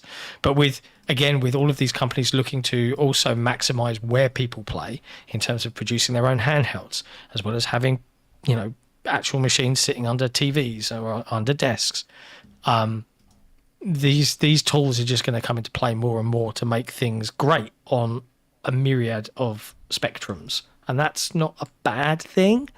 I know that there are going to be stalwarts that are dead against it forever, but it's just how the evolution of stuff works. I'm not going to get mad about it until it starts to absolutely negatively affect my day-to-day gaming experience. And right now it hasn't. Right now it's all optional. There might come a time when it's not, but we'll see. We'll see what happens when we get to that point. I'll probably be like 50-something. Nick's already there. Outside of FSR Diamond, we also had a little hint about Playfab, which is that Microsoft are making that entire development suite for free. Playfab if you develop Foundation. on Xbox. Yeah. This is really cool. So this is per the Microsoft dev blog, and they say that if you ship your game to Xbox, you'll get cross-platform game services for all of your players. That's on every other platform, included at no cost as part of an Xbox publishing agreement. Now, that is an incentive because the back-end services stuff. So, Nick, prime example, Balatro. If you had used Playfab, I know, you would man. have had these account systems ready to rock and roll, cross-save, cross-progression, all devices. Yeah, but even with Vampire Survivors, Ponkel just used their own. Yeah. So Ponkel just created an account system, which, and I'm not saying that one dude that made Balatro should do that, but like Ponkel just made their own, and you sign in, and then I sign in on Switch and Xbox and keep switching, and I update my cloud save files so that I can keep going. Balatro, luckily it's Play Anywhere, but I just stick to playing the Xbox version because I'm not in the mood to start all over again on iOS or Switch. I don't want to start all over again. I think Jason Ronald dropped metrics that like Play Anywhere players are like twice or three times more engaged, and they play more and they buy more games. And like, you know, I said this to Jason. I was like, you know, hey, did you read my review of the ROG Republic of Gamers Asus Xbox Ally X Windows 11 handheld gaming PC device? And he was like, yeah, I did. And I was like, look, I know I was firm about what I feel is the downsides You called of it this device. absolute shit. Well, 7, so yeah, absolutely. That's called what it dog water. a lot of marathon fans are really going at Fairy right now, or going at us 7's in a good general score, I as was an told. outlet, because Marathon got a 7 from us. But yeah, I was like, I can't deny that now that I've got that handheld and it's a regular part of my gaming life, it's changed how I play games, and Play Anywhere is a massive deal for me, to the point where I actively will always try and get Xbox review code, especially if it's a Play Anywhere game, because I can play it across both devices. And I get annoyed when a game isn't Play Anywhere. Like, I've just got review code for one. It's not a game I'm reviewing. I just got given an extra code. Cool. Wanted to check it out. Loaded it up. And technically it is, but it's not working yet until after the review period ends. That's And I'm right. like, That's the thing. That's the thing with really annoying. Marvel Cosmic Invasion was the same. So Marvel Cosmic Invasion was Play Anywhere. When I got the Xbox code, I thought, ooh, I'll go and install it on my Asus Republic of Gamers Xbox Ally X Windows 11 handheld gaming device. And it wasn't, I couldn't. It's like it didn't exist there yet. John just slammed his balls into Sorry his to desk. audio listeners. Yeah. I just banged my knee on the desk. Didn't really play for white. Yeah. I'm fine. But yeah, Sorry about they that. need to get the Xbox Store and Microsoft Store shit sorted better, because it's always it's heavily dependent on the publisher, which is why sometimes it just, like Romeo is a Dead Man just had like the end of next year as the Microsoft Store date, so it just didn't show up there when it was out on Xbox. So you couldn't install it because it technically hadn't released. So it, like, a lot of that stuff is heavily publisher dependent, and when you're working with a lot of the smaller ones, and it is probably less of a priority, that is something they need to figure out. Hire me, I'll do it. It is. $300,000 It a is. year. Yeah, Play Anywhere is cool. It'd be just nice if they could work out that game that I might be reviewing, that we submitted for us to get review code for. That is Play Anywhere as well, isn't it? Super Meat Boy 3D is a Play Anywhere Game Pass game, Nick, yes. You can okay. just say that we're trying to review something. Okay. Because I was going to ask for the Switch 2 version, and then I'm like, if it's Play Anywhere, then maybe I get the Xbox version, because then I can play it on my Asus Republic of Gamers Xbox LAX Windows As long 11 as the handheld store gaming device. page was set up right. Yeah. I will say with this thing, and I wonder if it's because mine's an early review unit versus a commercial one, because this never happens to my son's one. It only happens to mine. So every now and again, the Xbox button, it just does nothing. And then it will play like a really fast catch up. No, that's it. Oh, I have to press the ASUS button to get it to do something. Oh, that's weird. It's just not. I've I don't never know had why. that. Yeah, I never had that one. I have had it on this from day one. It's completely random. It never happens to my son's. It only happens to mine. And I'm like, is it because it's an early review one and not like a retail one? I don't think so. I think It's only not a permanent have the same thing. ones. Yeah. It's not a permanent thing. Like But- next time I turn it off and turn it back on, it'll be fine. Hey, Nick. But it's just a weird thing. There's a celebrity in the chat. Yeah. Wow, that's a first. That's a in first. chat. Wow. But Paris and I caught up quite a bit during GDC. We got to hang out a fair amount. We did.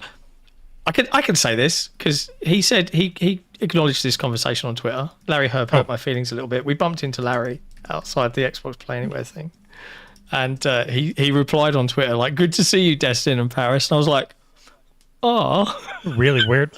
You do not look like Destin. oh." But yeah, Has Destin ever had facial hair? Larry joined our Discord ages ago, and I had been speaking to Larry about jumping on this podcast a long time ago. yeah. I said we'd exchanged a few emails. I cannot Yeah, man, give like, a hint. He's a Commodore. He's a Commodore. Yeah, he is. He's joined the board, I think, for Commodore. Good for him. Commodore 64, eh? Yeah. Man. For anyone old wondering, days. we can rarely That's to memories. pretty much never give impressions of a game while reviewing it. Correct. Yeah. We'll always avoid it. We'll always be like, we'll talk about that another time. Because when we agree things, Are you sure that's the real Paris? Because it says Paris ML. Yeah, it's click on 100% I feel like the real that's Paris. Click that's on an Ringo's AI channel. bot. Paris You can- machine learning. Paris ML. So I'm like, Even is that Paris the real uses Paris? AI now. Yeah, Paris machine learning. I don't know if that's the real account. 27,000 subs on this fake Paris account. It's Yeah, real. that's all. It's all It's AI here for you, bots. baby. Yeah, it's that guy that was pretending to be an Xbox intern with his weird Tom front LinkedIn Bennett. account. What Yeah. on Who was earth was this? Seamus Blackley for a while? It's just it's a guy. You can literally see the Gemini thing on his banner. Yeah, the It Gemini generated- watermark is in his image. Yeah, he's in like a bunch of his images. It's just the Gemini watermark in the bottom right. It's just a fake account. And I saw people using him saying, "See this, that." I'm like, Apologize guys, to Jeff. I think you're quoting a fake AI person. I think that's a real person. He was ML, Seamus middle and last name. yesterday. It's bonkers to me that people like really reacted so much to all of that stuff. And like, I mean, I had some bigger conversations, like, and I proper got on my soapbox at one point. So I won't directly name that person, but they know who they are. And I'm sorry if I seem somewhat indignant, but we were chatting, right? We were chatting. I was chatting with someone in the public relations game. And I was talking about how as much as we see all the job losses and the studio closures on the game industry development side of this industry, how difficult games media have it. And I brought up the recent IGN Forza Horizon 6 first, where IGN get it because they're IGN, they're the biggest. So for everybody up and down the line, all the way up to the boss of Playground Games or whatever, tick, tick, tick, yep, millions of subscribers, give it to them. And they'll do it, and then it comes out and they show it at a really low bit rate. They show it at 30 FPS. And I was chatting to this people, and I'm like, here's the reality of the modern internet. If they had given a preview of say, that game or any game, right, to a smaller outlet, right, be us or be to Paris directly, right? If he had an online website, I would say. But if they did that, the reality is that for the smaller team, for the smaller team, it might change their website for 3 months because it would suddenly be discovered by millions of people who had never read or looked at any of their content before. And the reality of the modern internet is IGN would still cover it anyway. So you'd still get your reach. You'd still get the thing you set out to do by, giving it to the biggest outlet first. But the way that the games industry on that side doesn't truly try and cater for broader, smaller websites in the grand scheme of things and just defaults to the big giants is enormously frustrating for smaller teams. And you know what's even more it was frustrating? well received, that general rant that I went on for the most part. He got it. But you know what's even more frustrating? The fact that behind the scenes, I feel like... I have to be careful how I word this. I can sense how you're going to word this. Good luck. So, we know how... Yeah, no. I'm just trying to... I have to be extremely... Delicate. There's a potential minefield here. Yeah.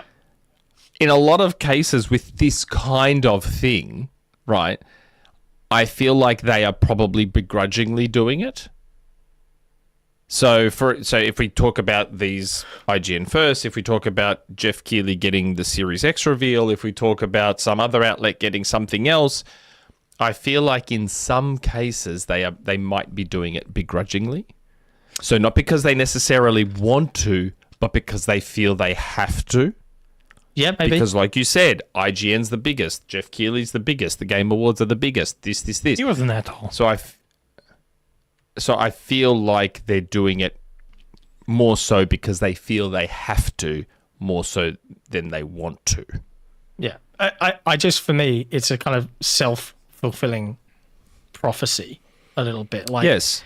You don't want independent games media to die, and yet the companies that can exert the biggest change and the biggest measure of support to those smaller independent outlets don't. And that is a problem that I think some braver folks in PR should give some spunkier, smaller outlets that, have all of that heart and passion. It hasn't been driven out of them, and give them a shot, because they'll be surprised at sometimes it won't work, right? But sometimes you'll be surprised at the results. And the reality is, as an example, if we were to suddenly get the world's first premiere 10-minute gameplay video of Fable, just as an example, guaranteed 10. Every other outlet would pick it up anyway. So the reach is exactly the same, but you've given that one team, and it can make a difference to their website for 3 months to 6 months by introducing it to millions of new people. And I think that's a shame. And I want to see more PR companies, if you're listening, take a punt on the smaller teams. You never know where the passion might be. I was about to say, yeah, there's also the argument that the smaller outlet might put more dedication and passion into it rather than where IGN are so... If you think about what IGN would cover and how... I don't know, homogenous. Busy almost feels reductive, but like how full on they would be in terms of what they're covering, IGN might just, not, again, look, try and forgive my Australianisms, but like IGN might just get it, say, yeah, this is the video, shit it out, blah, blah, blah, get it out there, get it, we've got deadlines, we've got this, we've got that, just pump it out. The IGN first and all the previews, that is Ryan's whole thing. So I'm really curious on the Forza Horizon 6 footage on why it was so low quality. Like 1080p, 10K bit rate at 30 FPS is 1/9 the resolution it should be, half the frame rate, and 1/6. But that's what I'm saying. That's why I said they're so. Like, was it so on them, IGN, or was that what they were sent? I don't know. I don't know. But IGN are so busy. They're so full on in how much they're covering. Because remember, they're doing movies. They're doing a lot of hardware reviews. They're doing 1,000,001 things. So they're not going to be able... Like, a smaller outlet that is getting these scraps and morsels is going to put... That's it. It's going to be the only thing they ultimately give a shit about for that window. A Forza Horizon 6... IGN first isn't going to be the most important thing IGN is doing. No. It's just not. Yeah. And even if IGN, let's say it was sent to IGN. IGN, again, are going to be too busy and have too many other priorities to go back to Playground and go, guys, you sent us this really this low isn't bit good rate. Can you send us something better, please? Where a smaller outlet, where this is like the biggest deal that outlet has, is going to go, guys, what you sent us, just letting you know, it's like kind of super low bit rate, and it's not even 4K, and it's not even this. Are you sure that's what you want us to play? And then Yeah, Playground yeah. might come back and go, "Ooh, shit, you're right. Here's new footage." Or Playground might go, "Bad luck. That's what you're fucking getting." I am really And then you curious deal with what it. Playground thought of those first 2 videos. Like they don't look don't know. good. And it's the Yeah, type of it thing where wasn't putting the best foot forward for the game, was it? I don't know why the traffic density was way down. Was that on I think Playground? Playground Yeah. wanted to show off the city a bit Yeah. and not So- have the person driving have to dodge Yeah, probably traffic. make it. but- You should have made it clear in the video then that this is not the normal traffic density type of thing. But again, I have no idea what the whole process is. What was sent to them? Was it a thing where they go out and they play it? Like some people have gone out and played Starfield's upcoming update for news dropping this week, as they've said on Yeah, seen social lots media. of teases for that. I'm not far from Maryland. God damn it. I'm not jealous. Oh, Machine XP. Boom. Dropped 5 day 1 memberships. Thank you very much. That will maybe at some point possibly get you access to the membership perks on the website if we can figure it out.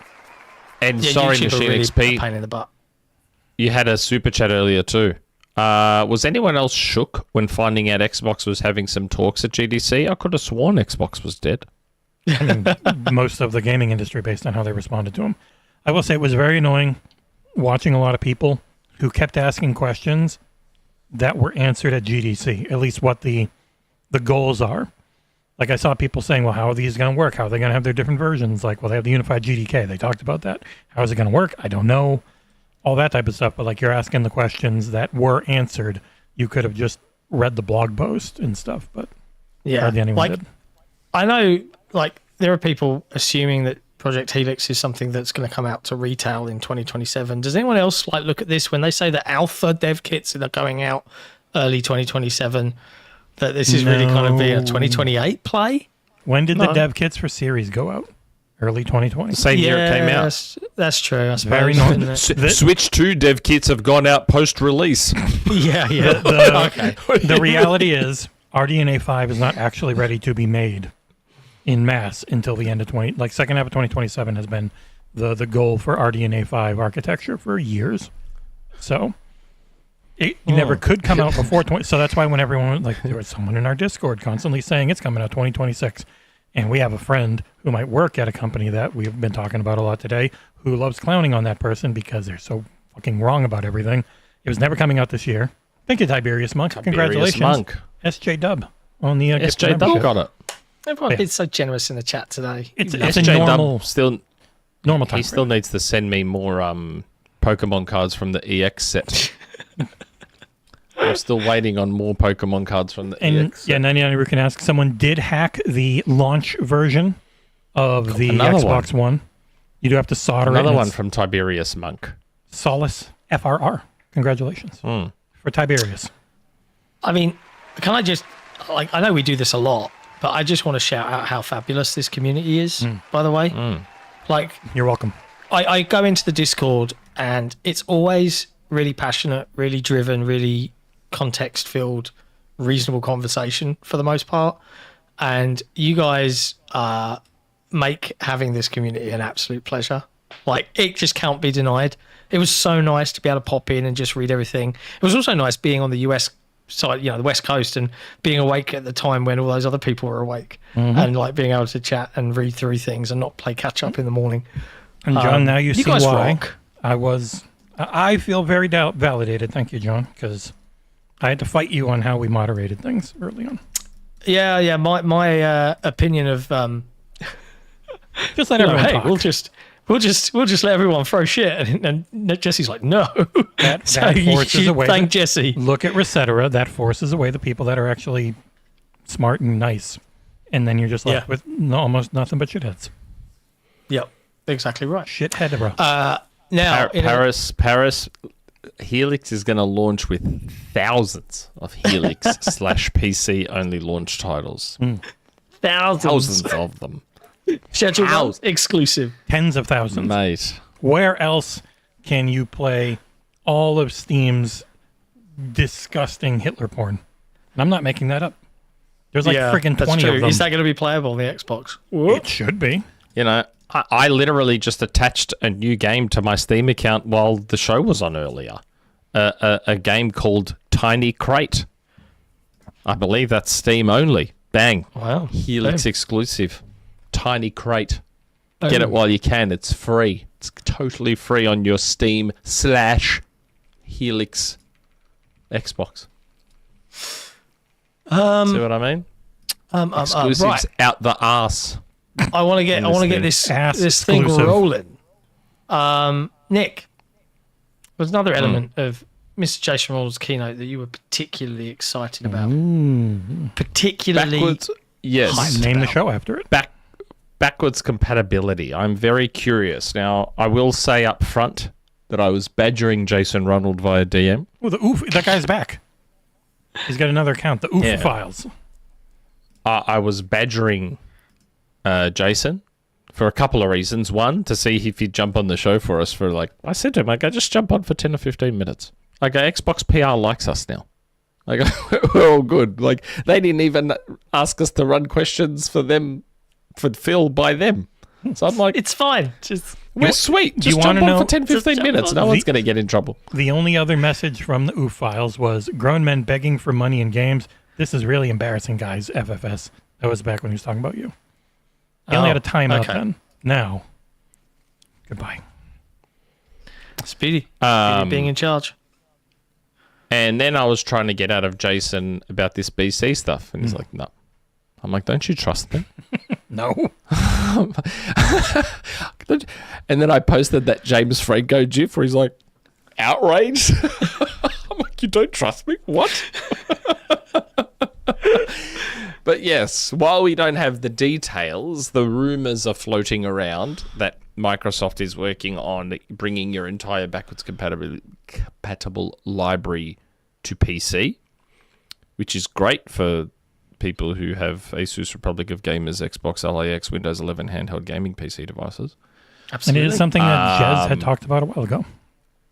I was like, it's nice. Yeah, well, I mean, it's stuff that everyone has speculated on for some time, that it'd be cool if they could do that, and how would they figure it out, and blah, blah, What blah, if blah, they blah. did bring two games from the original Xbox to the Back Compat program, and they finally brought the original Halo and Halo 2 back?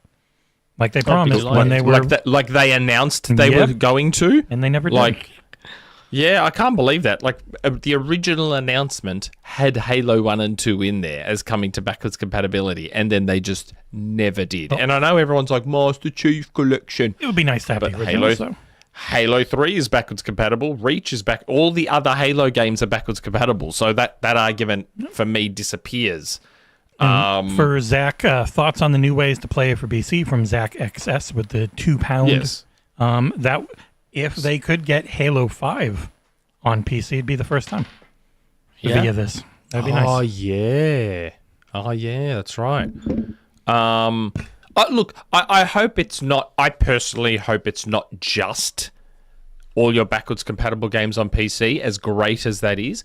I also wouldn't mind some new titles coming to backwards compatibility. So I had a bit of fun on Twitter yesterday trolling PlayStation fanboys with Wolverine, saying, hold on a second, Xbox owns Activision, Activision owns Raven. Hold on, Xbox has a chance this year. Xbox has a chance to have the best Wolverine game of 2026 as an Xbox exclusive by bringing back X-Men Origins Wolverine via BC, and it was like I just dropped a little grenade and it went boogloo. Just trolling them. They're so easy to rile up. It's incredible. And they're like, oh yeah, but it's Marvel and Marvel has the license. I'm like, yeah, and as far as I know, Marvel and Disney still exist, and Microsoft's relationship with them is perfectly okay. So you never know. They could negotiate something.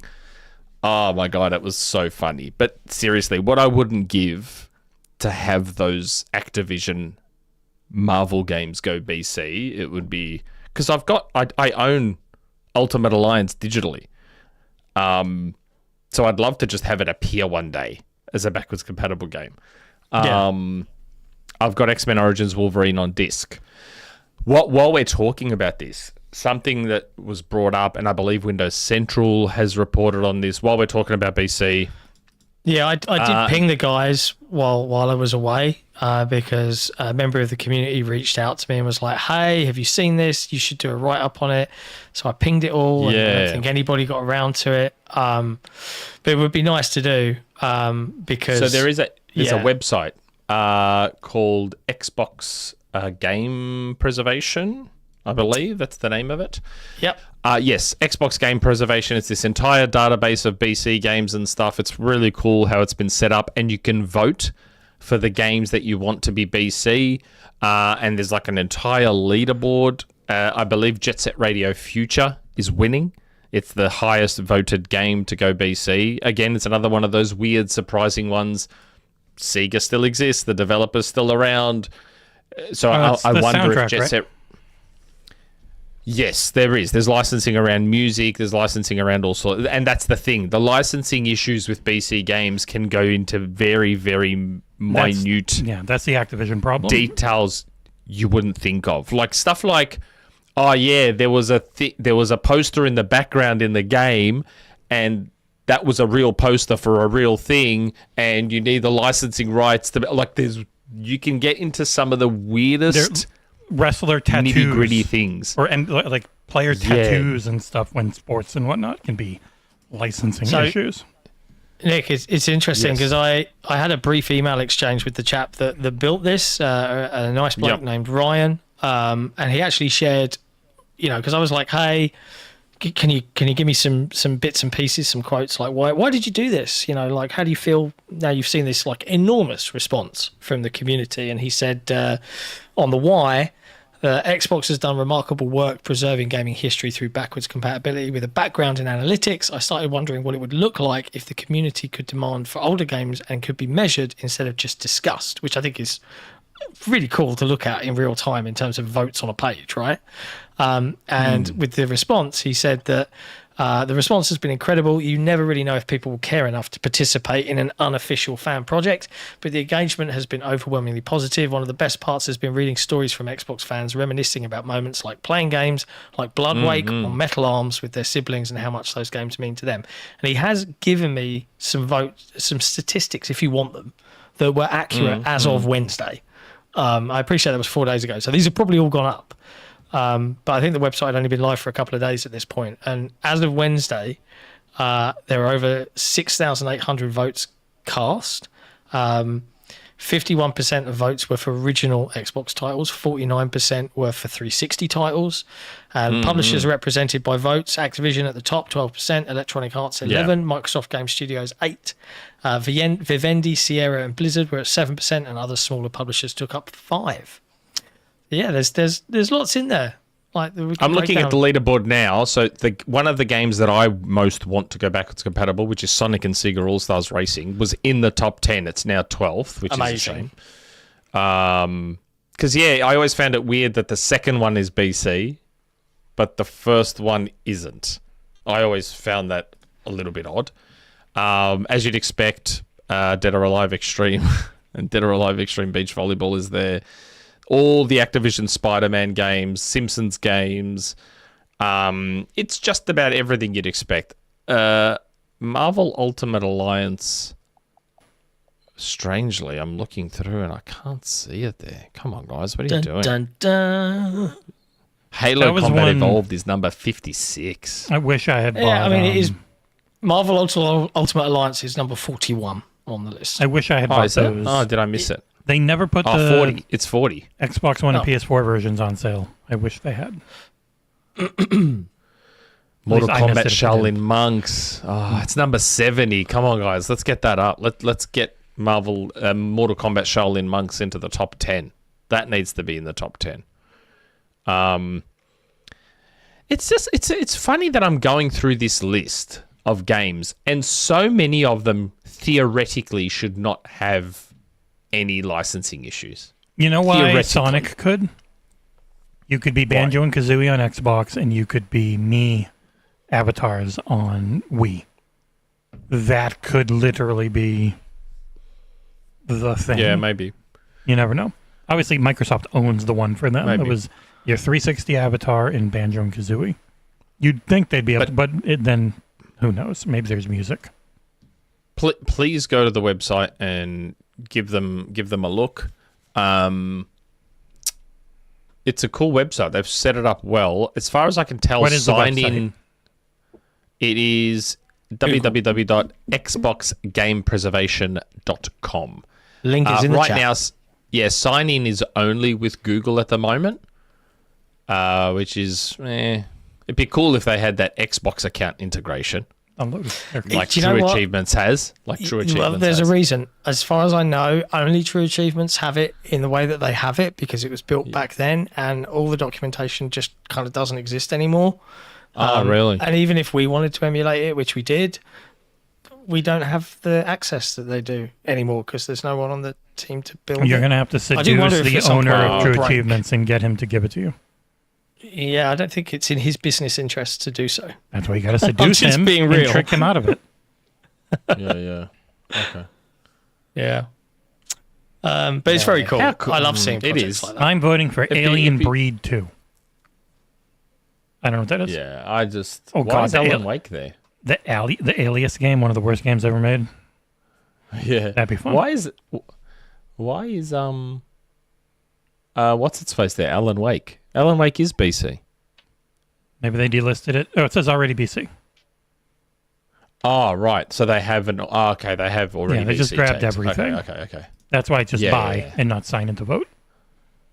Yeah, I was about to say that. I thought that was weird. I'm like, Alan Wake. That is You BC. were not getting any old What do sports you- games. What do you mean? Oh, God, 2009 Altered Beast. That was so bad. Yeah. There are too many video Def games. Jam. Def Jam. Like We're not doing a book on it'd all be these. so Dylan. cool. I'm sorry. It's mad, isn't it? It's mad. How many Imagine games trying to there do a are. book on Steam. It would be this thick for a year. Yeah. It would be Look, bonkers. I do hope that the backwards compatibility is a little more than like. Yes, obviously the major thing will probably be all your BC games on PC, which is great.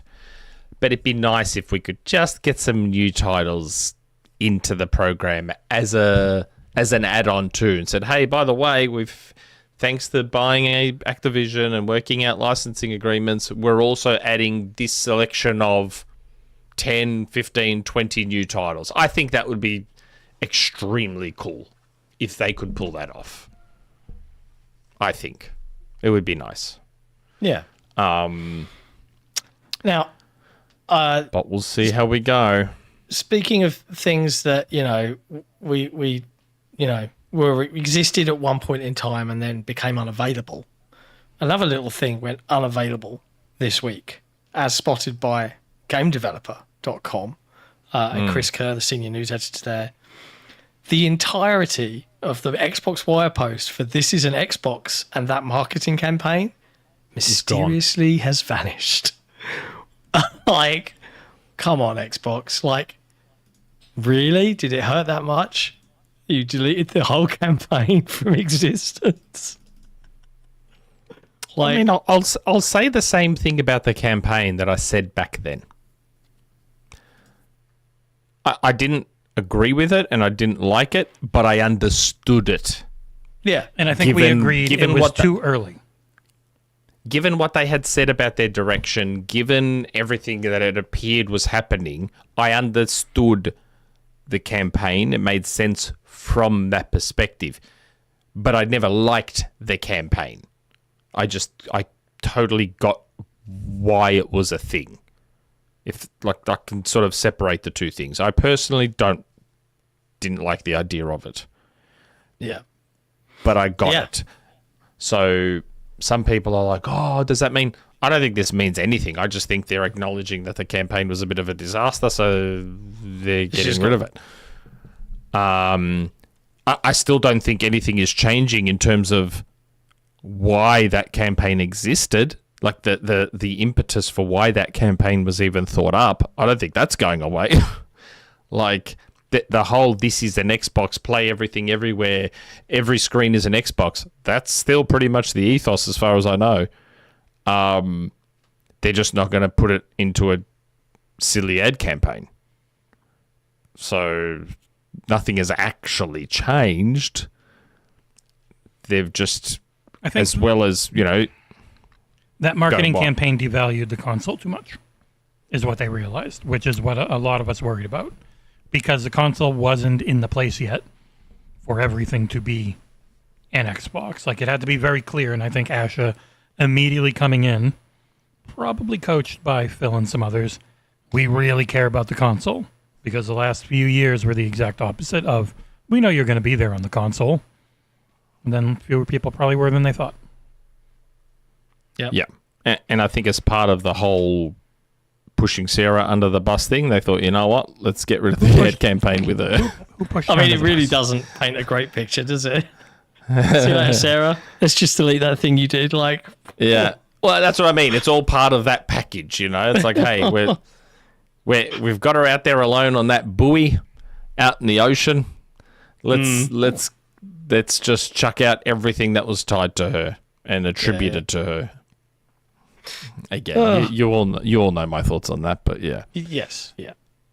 Um, So that's gone. I don't know what's going to come in to replace it. You know, we've got the whole build for what's next, but I am curious because, again, remember, there's still going to be Xbox everywhere. yeah. So how would you advertise Project Helix when it comes down to it? that's a good question. I haven't actually thought about that. That's why I asked it, mate. How would you Yeah. communicate to your consumer? Well, suck your gaming. I don't know. It's such a difficult one because the power thing doesn't really matter anymore. Nope. Like we've seen now, it's that thing we've talked about before, right? Xbox is fighting an uphill battle no matter what they do. So if Xbox is the most powerful, it doesn't matter. But if the PS6 is more powerful, it will matter. So that is the angle that Xbox is fighting from. So they have to do things a little differently. How they achieve that, I don't know. They've ultimately made their bed. This is of their own making in the end. Yep. So how they approach marketing this device, I honestly don't know. It's a tricky one. Yeah. Like, do you? Yeah. Yes, you can say that it's got the most power, the most frames, the most performance. Do you? Like, my gut would be something along the lines of complete freedom. You choose how you want to play. Like, you're playing this game, you can go play it here. There's a game. I don't know how you condense this down, but it's something. Yeah, I around know. Yeah, into it's a hard. sharp marketing. Something I've got an catchy. idea. I don't know. I have an idea. We know there's a new Dead or Alive game coming. You have the softest jiggle physics. Yeah. Thanks to machine learning, these boobs jiggle like no boobs jiggled AI learns exactly how they should jiggle, how the butt should wobble before. Yeah. in real time. Yeah, I'm in. I'm locked in. That's the rebel His- attitude they had when they, were all about the TNA. the rebellious spirit. Yeah. Let's throw a different question out, and I want to get the chat involved in this question while we're still on the Project Helix stuff. Xbox, let's be fair, have been predominantly known for ridiculous naming conventions. From I was about the to ask original what you think the name will be. to the Xbox 360, to the Xbox One, to the Xbox One X, to the Xbox Series S and Series X. What do they call this You already know my answer. device? And I You will already not know my accept Xbox 6 as an answer. Why? It is. That is the answer. I'm just trolling Xbox you. 6 I'm just trolling you. is the answer. Well, do you remember what That is the this answer. generation was? This generation was not Xbox Series. This generation was Xbox.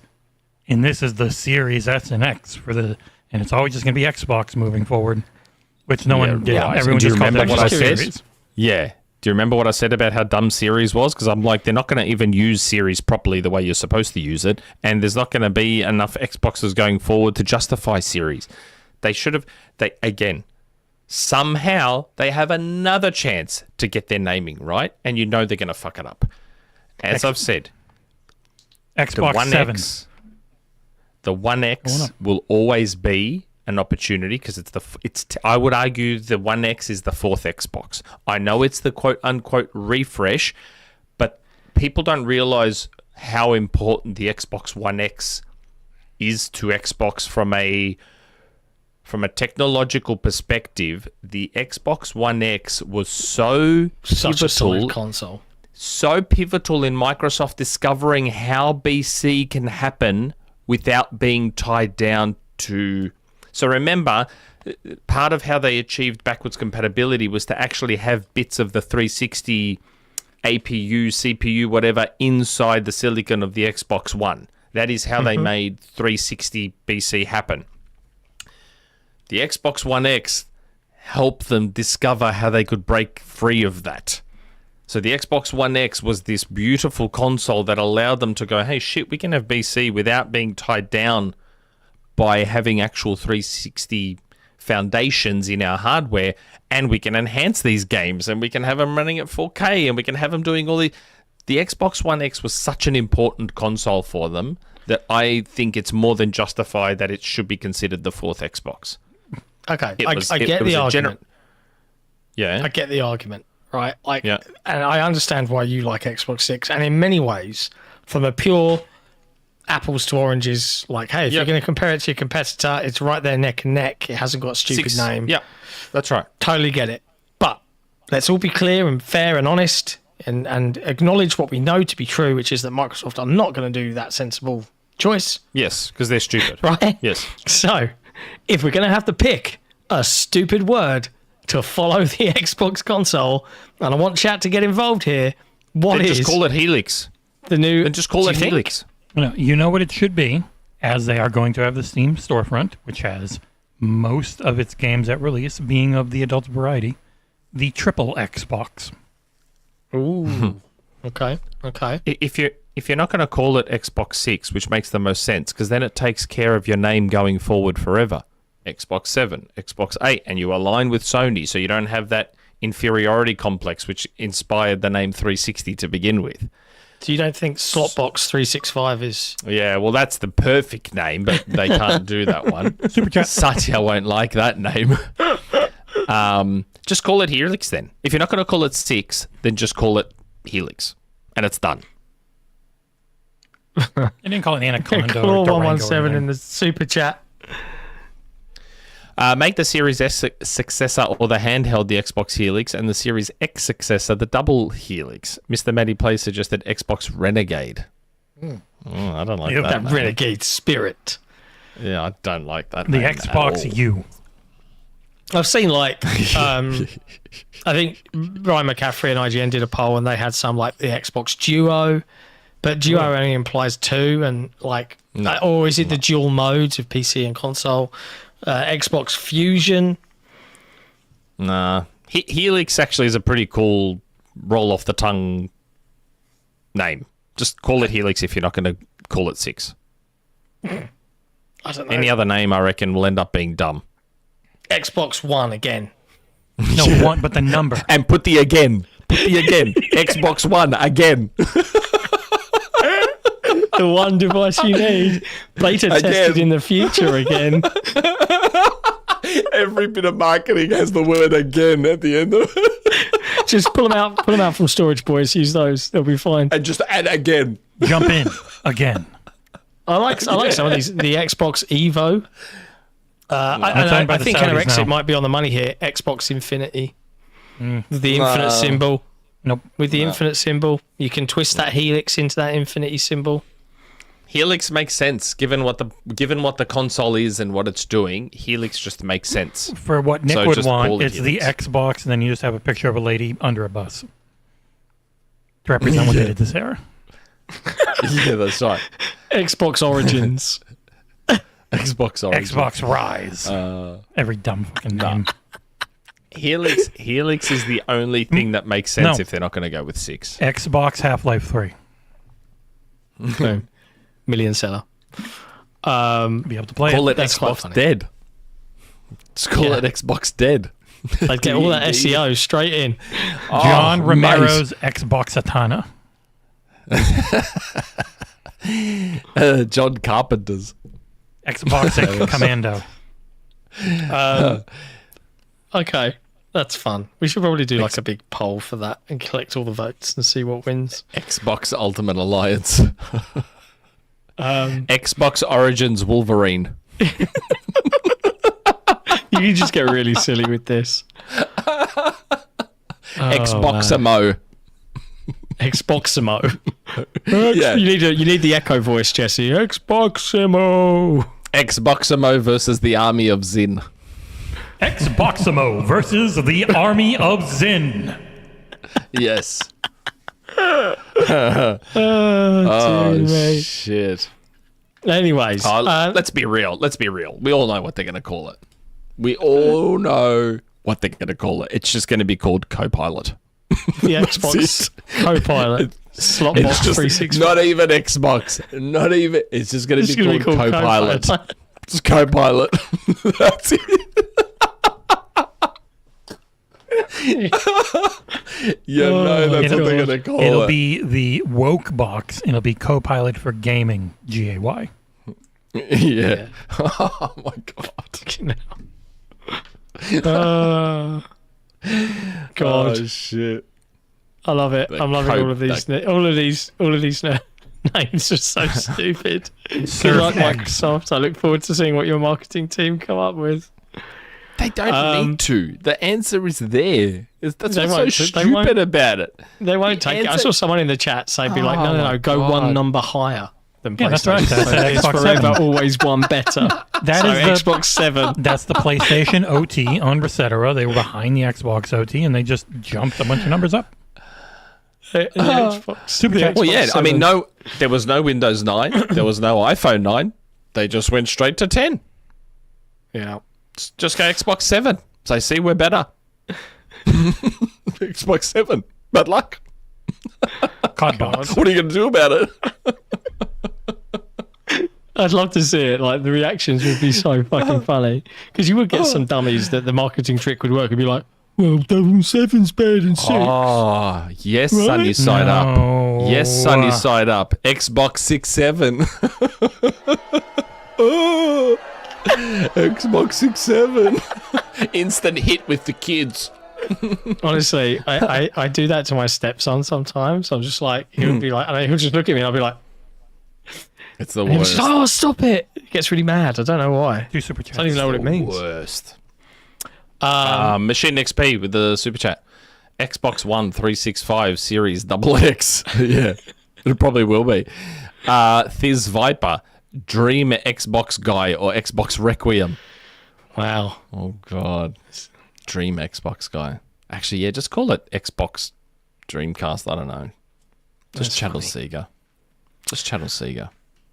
Now there are other news topics that we could dive into, but I'm looking down the list and I'm like, you know, like, Is there anything here you guys want to talk about in particular? I generally just Should we grab talk things I about think it might be. Sony? Should we talk about Sony testing dynamic sales? Yeah, I read a Pricing. bit about this, but like, what does this actually mean? Sorry, If explain you, this Well, to it's- me. yeah, well- you're gonna.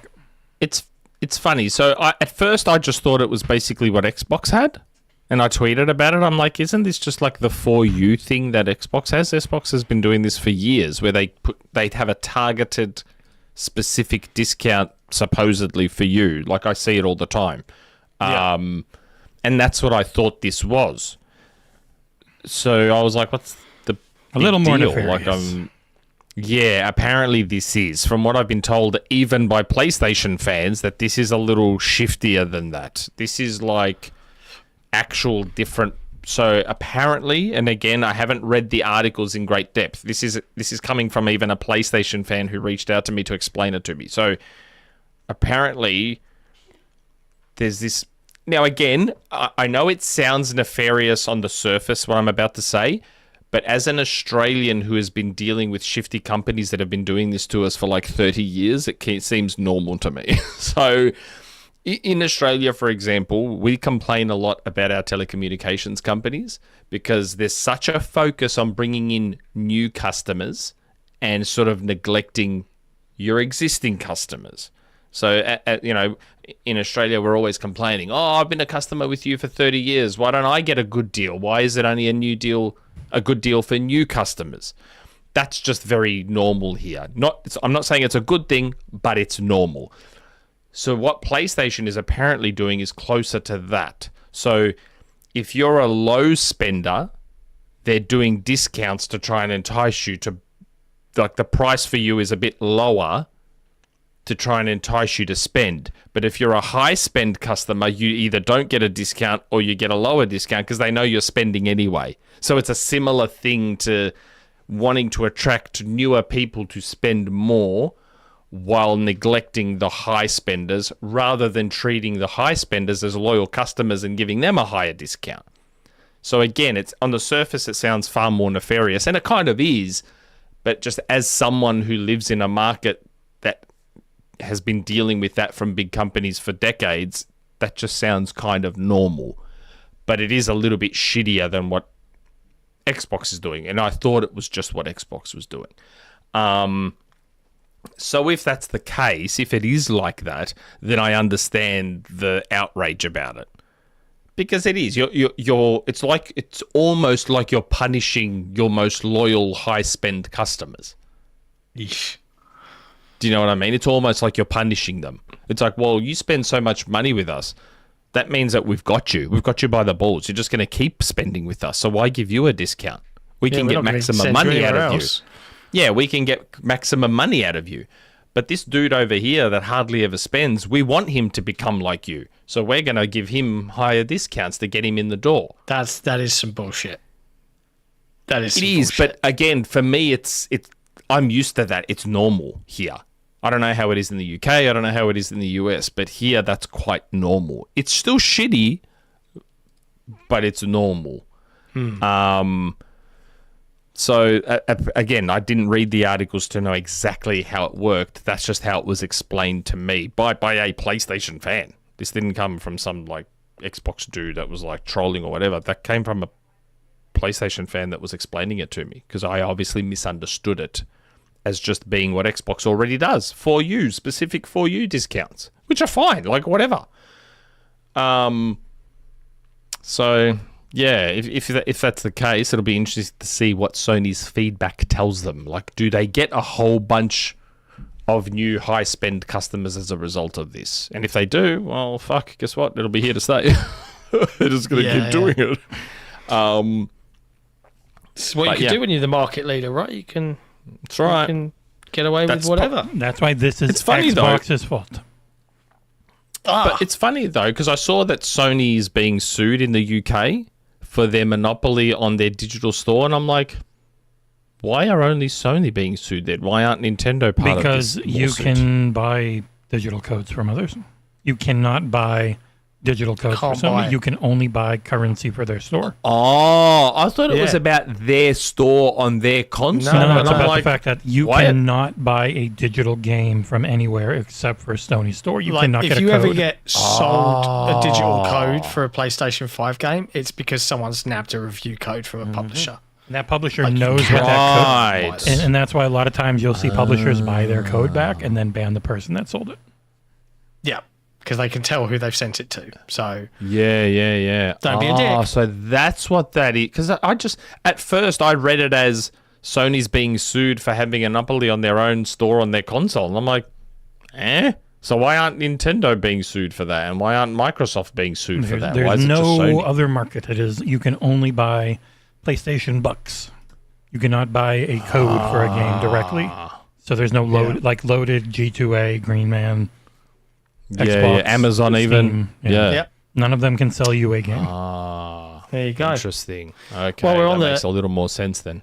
Well, we're on the topic of Sony. I don't know if anybody saw, but if you're a PlayStation Plus subscriber, or Plus Extra, I guess, March will bring you in line with Game Pass, I guess, here. Space Marine 2 is coming out.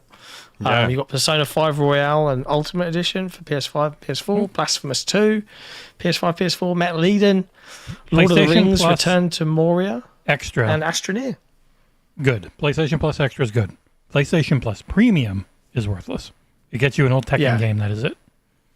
Question, though. Why do PlayStation fans even care about announcements like this? Because they don't like renting their games. True. So I'm not sure why this even matters. Yeah, they only care about the essentials where you own them, as long as you have essentials. But this, John, I think brings me into leak culture and why it sucks. And it's not in there, but it's a thing that's really been happening. And I'm going to write leak culture sucks. Because the initial rumors around this drop were Dragon's Dogma 2 and Final Fantasy 16. Wow. Those did not happen. So expectations were set by leakers who were wrong. Oof. You know what's been set? So there were rumors for a while, some group saying that there was going to be Dragon's Dogma 2 and Final Fantasy 16 as part of the drop for March for PS Plus. They're very wrong. That did not happen. At the same time, Activision's been going to people's houses with lawyers and saying, cut the shit. Don't data mine our game. Really? Don't leak anything. Ghost of Hope and others being like, I'm done. I'm out. I don't have the money to fight this, even if I'm just like data mine. I don't think data mining is illegal. But it wasn't. Ghost of Hope was wrong a bunch. And they're like, whether you're right or wrong, you set the expectations. And it makes it harder for us. And they've finally seemingly had enough. And they told me Nick is next. Dun, dun, dun. We'll see if they can be bothered flying down to Australia. I'd like to sure see how they have try. lawyers on retainer down there. Now, we'll see. I think on that note, we can probably take a moment to thank the people that matter the most to us. And that's the Special Nick fan club. Of all of the members, anyone in the Special Nick fan club gets extra recognition today for being a fan of Nick. Nintendo Red. Yeah, they get that Nintendo Red color. Do you know anybody that joins the Discord, if they don't pick a role, I automatically just apply them to the Special Nick fan club, Nick. And then I change them to something else. I'm just else. increasing your numbers, baby. I'm just upping those numbers. And then I go in and actually change it often because I don't want everyone to be red. Yeah. But actually, we'd like to thank everybody who's watching with us right now and hanging out this evening. The chat has been hilarious and very good fun.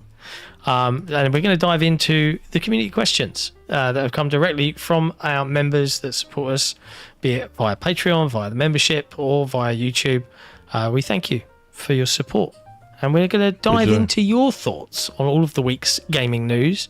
Unusually, considering there's a whole, the Project Helix thing, there's not a huge number of questions.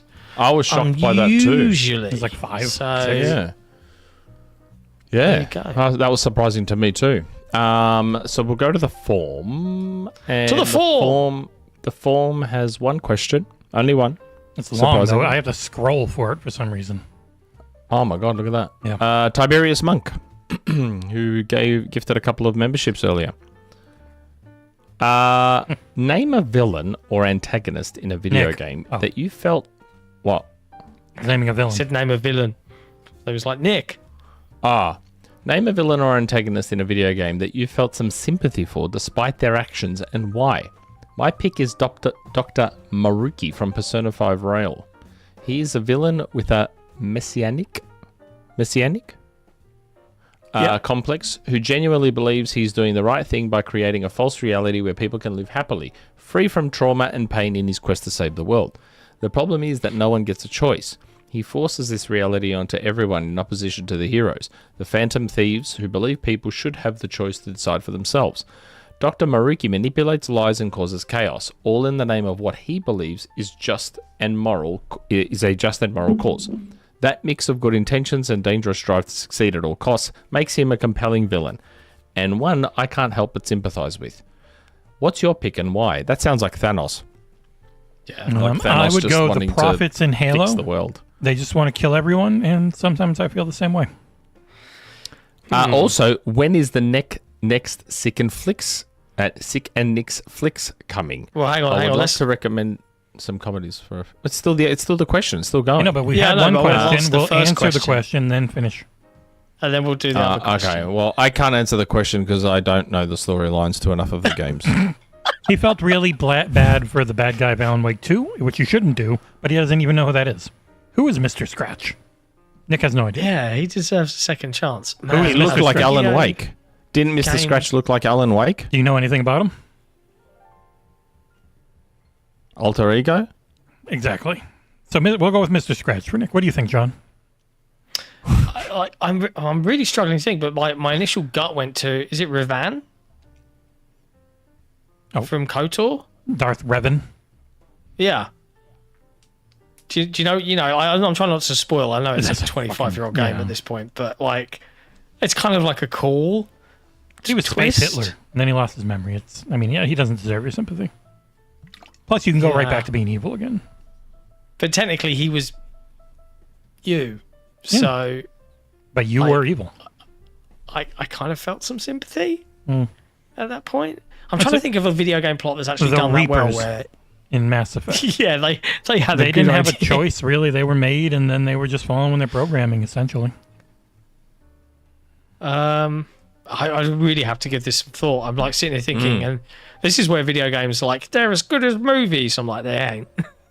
They're not. Not in story most of the time, I'm afraid, because I'm sitting here genuinely struggling to think of a good villain from a video game where I've not just been like, whatevs. Oh, Darth Vader in Star Wars Jedi. Because he lost his wife, Padme.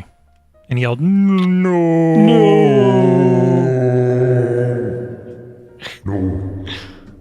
I don't know. I'm going to have to come back to you on this one. I've got a good answer for you, Tiberius. It's a good question. I wish I did. Star Wars Force Unleashed? Who was the bad guy in that one? I forget. Yeah, who was the bad guy? You kind of were. Oh.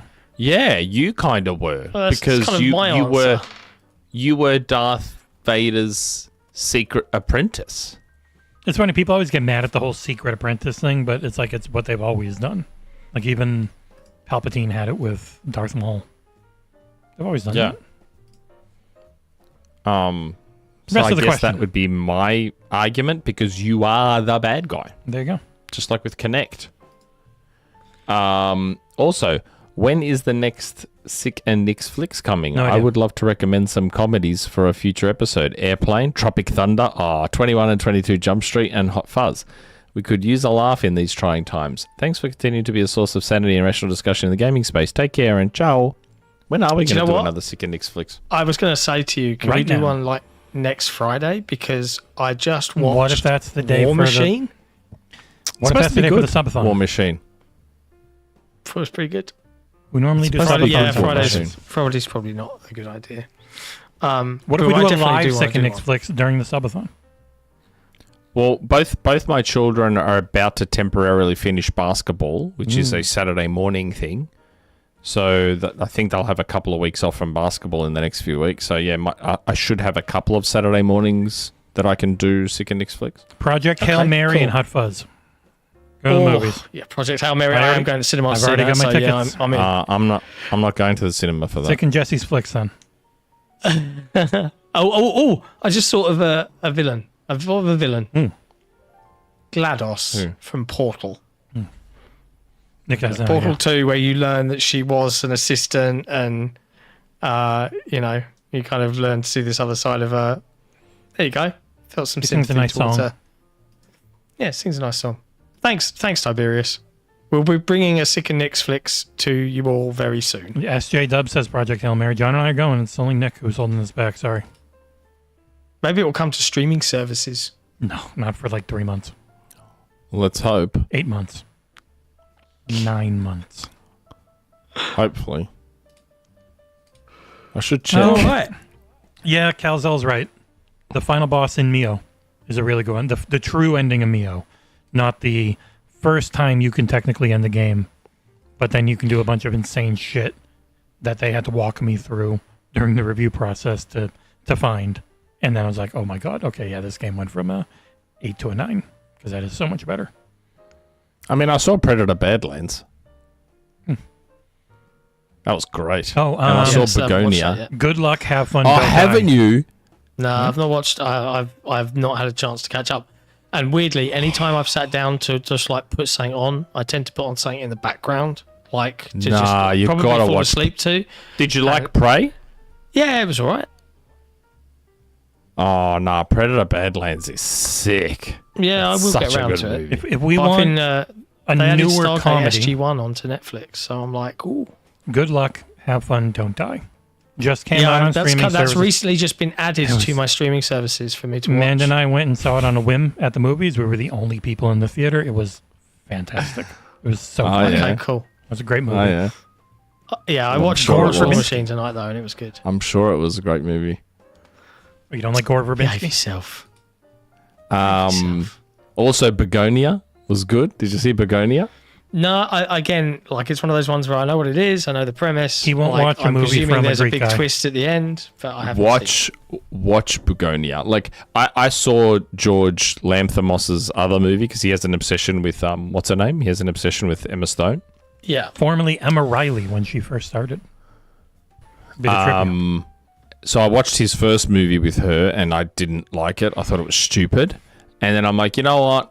This has Jesse Plemons in it as well. So I like Emma Stone. I like Jesse Plemons. I'll give this one a chance. I'm going to assume that he's not going to do 2 stupid movies in a row. Begonia is good. Begonia is really good. I liked it a lot. If Begonia won Best Picture, I would not be unhappy Not nominated. if it won Best Picture. Isn't it? I thought it was. I don't think so.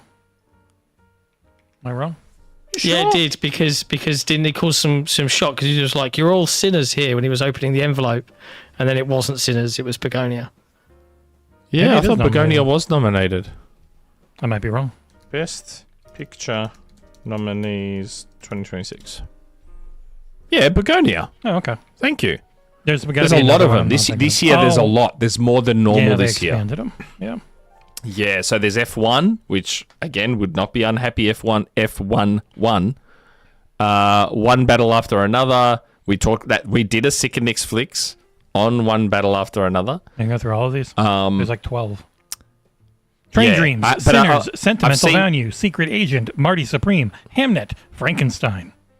There, that's all of them. So I've seen of Mighty these, Supreme. is it good? Stressful and okay, I suppose. Ah, okay. It's not like the best fucking movie I've ever seen. I would just like for people who aren't members who don't watch Sick and Nicks flicks, which is most of you, John and Nick have really bad taste. Just That's to know not that. true. I have horribly great bad. taste in movies. Bullshit. I've I've seen Frankenstein. Frankenstein wasn't bad. I've seen Begonia, which I really liked. F1, I loved F1. It was fun. But F1 is not a Best Picture movie. Like it's like as much as I'd love for something more mainstream like F1 to win it. Let's be real, it's not going to win it because it's not fart sniffy enough. Where Begonia is that nice blend of fart sniffy, pretentious, genuinely good, quirky. Like I think Begonia has a chance. And I really liked it. I thought it Sinner's was going to good. win almost everything.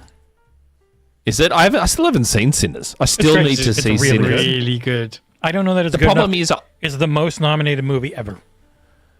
I wanted to watch it, and then I heard it was a musical, and I'm like, No, it's not a musical. It has a musical. It's not a scene. musical. Isn't it? It has a song in ah. it. It has one It song. has a very cool Oh, and it's moment. an awesome but visual I heard experience. it was a musical, and I'm like, oh, I don't want to see it if it's a musical. Whoever told you No, that mate. is an unless Idiot. you're your family, they're an idiot who doesn't understand what the word musical means. So it's your wife. Oh, okay. Oh, If it's like a friend or something, you come back to them, you say, you don't yeah, know I what the was word sad to musical see means. Weapons not in there. Yeah, I'm Weapons is agreeing the one with that got Did okay. Didact in the chat. That's what I was thinking Weapons of. was great. Yeah. yeah, Weapons was amazing. Weapons Yeah. was incredible. So freaky, man. Yeah, Weapons was really good. Die My Love was weird. Did you see Die My Love No. with Robert But Pattinson and Jennifer Lawrence? We're getting into Sick and Nick's Flicks territory here. We should, Nick had his yeah. hand down his Oh, pants this is the why whole we have a time. Sick That's and all you Nick's need to know Flicks. about it. Next question Yeah. from the forum. We're onto the forum now. First question. Oh no.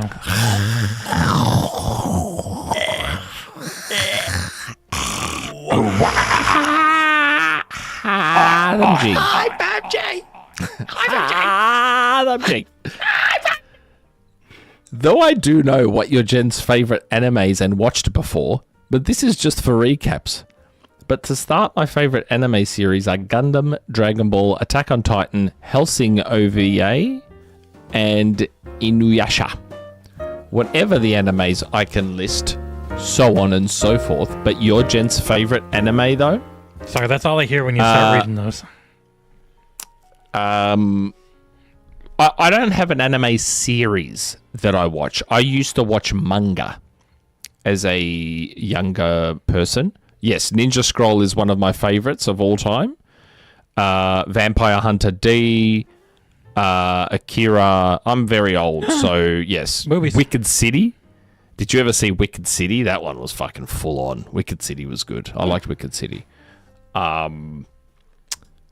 Battle Angel, Alita.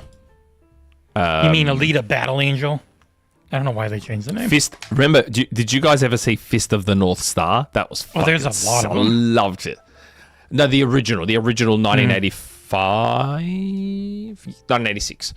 The original 1986 movie, Fist of the North Star. Oh, God. As someone who was really into Bruce Lee as a kid, Fist of the North Star was so cool. The way he had like the 100-hand slap thing and just, fucking love 80s that anime film. was great because, boy, was it gory. Yeah, it was just gory and like ultra violent, and it was so good. You can't see it here. All right. Attack on Titan. That's number one for me. Got all the books right there. They are all there behind the controllers and stuff. That's number one. It got better when Mappa took over. Oh. I don't have an answer to this question. Too white. No? Nope, not really. Okay. Like, I've seen Akira and thought it was a pretty good movie. It's a very different I remember manga. watching Guyver a long time Oh, The Guyver. Guyver? Yes, I loved Guyver. I kinda loved liked that. Guyver. I recall. Yeah, when Guyver I was, a was kid. cool. But Yeah, otherwise, you know, outside of One Punch Man, I've not really indulged in any sort of that stuff. I'll just look like this. You know which one I went back to and didn't like nearly as much? Cowboy Bebop. It was all right. It wasn't great. Really? It was all style. I didn't actually care for the story. I haven't actually seen Cowboy Bebop. The first 5 or so episodes of Demon Slayer, amazing. Then a certain crybaby hebephile pops in there, and the show falls to shit. Has amazing visuals. Way better than the manga ever was. But, boy, some of those extra characters that come in after the first 3 episodes really suck the life out of me. Chainsaw Man's pretty great. God, I loved Vampire Hunter D. That was good. That was so cool. I miss those old 80s mangas. They were great. They didn't give a fuck. They were violent. Well, Had a lot of sex stuff in them. Vampire Hunter was 80s, great. and then D was 90s. No, D was 1985. Vampire Hunter D was 1985. Vampire Hunter D, and then Vampire Hunter D Bloodlust. I also recall as a 17-year-old watching Urotsukudoji, Legend of the Overfiend. You love your tentacle As well. hentai. You probably saw Vampire Hunter D Bloodlust is probably the one. Did you see the original? Because the original is very different from Bloodlust. The original is... No, I saw the original. Oh, okay. I had the original on VHS. Oh. Yeah, Look at you. Vampire Hunter D. This is I kind of loved what Sick and Flicks is, by the way, which is why no one watches it.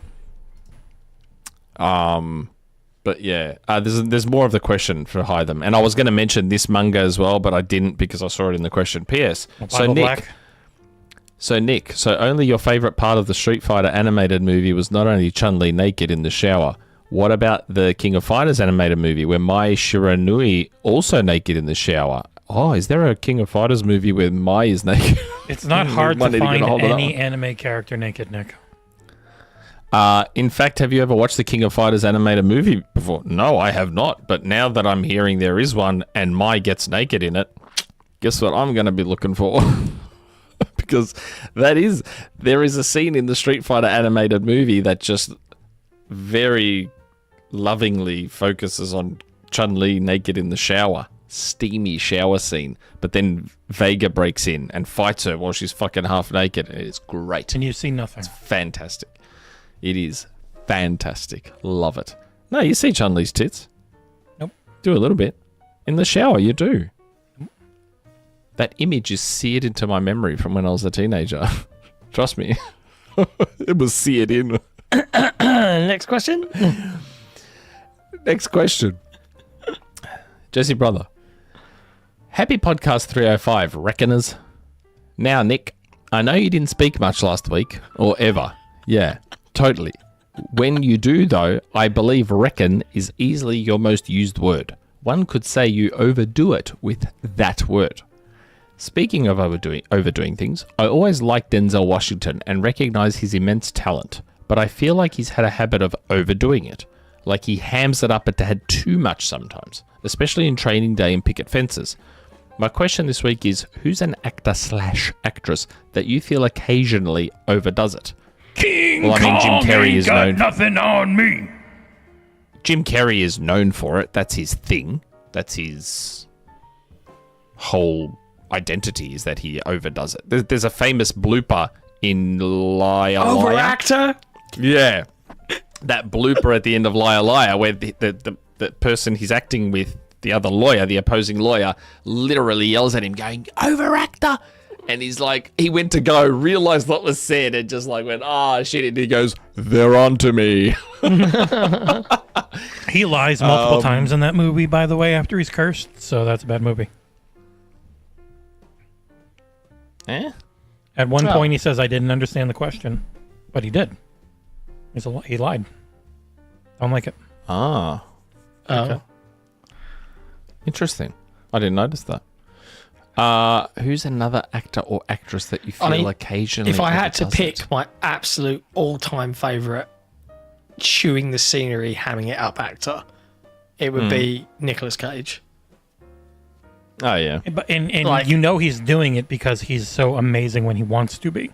Yeah, I know. Yeah. But then he when can when also. he's just throwing it in. You ever I'm see just like, Renfield? Okay, movie yes, where he is. I have. just going for it as Dracula. Yeah. It's a good movie. I didn't mind Renfield. I didn't mind it. Jared Leto. I don't think Jared Leto He underacts. overdoes it. I just think he's not great. Yeah, he's just so ineffective. Did you see in everything he's Morbius? in. Yes. It's Morbin time. No, Jared Leto was the opposite. I Jared Leto recently is a watched- serial underactor. I watched Yeah. Tron Ares, and I was just like, I haven't seen that yet. why did they pick this guy for the? And that's the thing. Like Tron Legacy is one of my favorite movies ever. And then I saw that Jared Leto was in Ares, and it totally took away any hype I had for another Tron movie. And what's annoying is because, man, that movie goes in the direction you would have wanted a sequel to go. The very end of it hints to what you would have wanted out of a sequel. It's like, why didn't you just, you know that. Why didn't you just go there originally? Yeah. It is a very annoying sequel. Super chat. And a wasted Tiberius Gillian Monk. Anderson. Yeah, Tiberius Monk. Face Off Nick Cage is hammy as fuck, and I love it. Con Air as well. Oh yeah, Con Air as honestly, well. Nick Cage is the king of just. In Face I Off, love- you see how good he is versus John Travolta trying to do it, and it's so bad because he cannot act. And it's like, this is why Nicolas Cage is great, even if he'll take any movie he can to pay off all his tax debts. Yeah, I love him.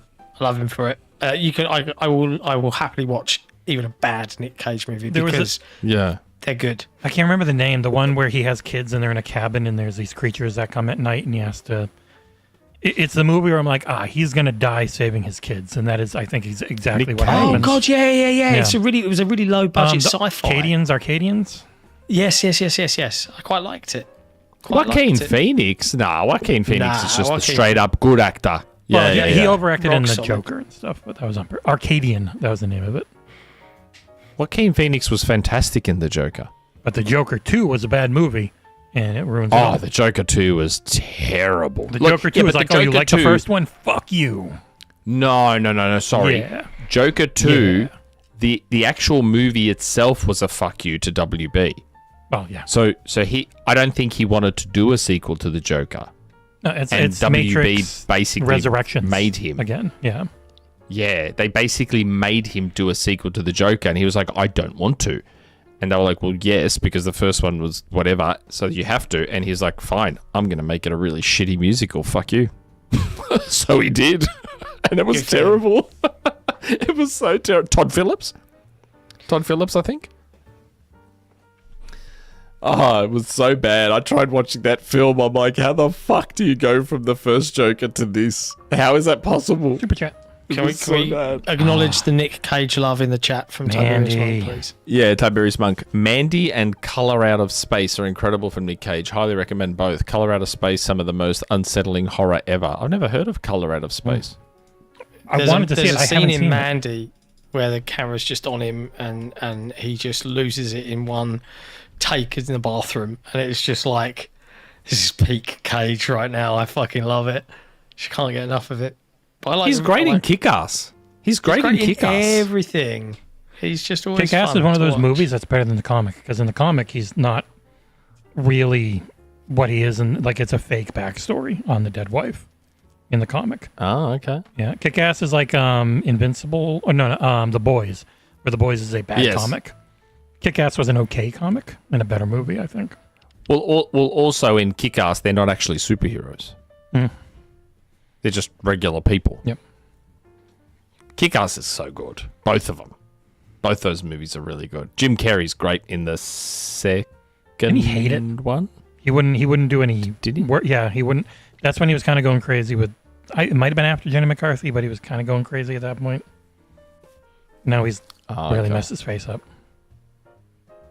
He looks weird. Oh, okay. He had a lot of surgery. Yeah, he does a bit. But yeah, that's a good question. I like talking movies and TV shows. Me too.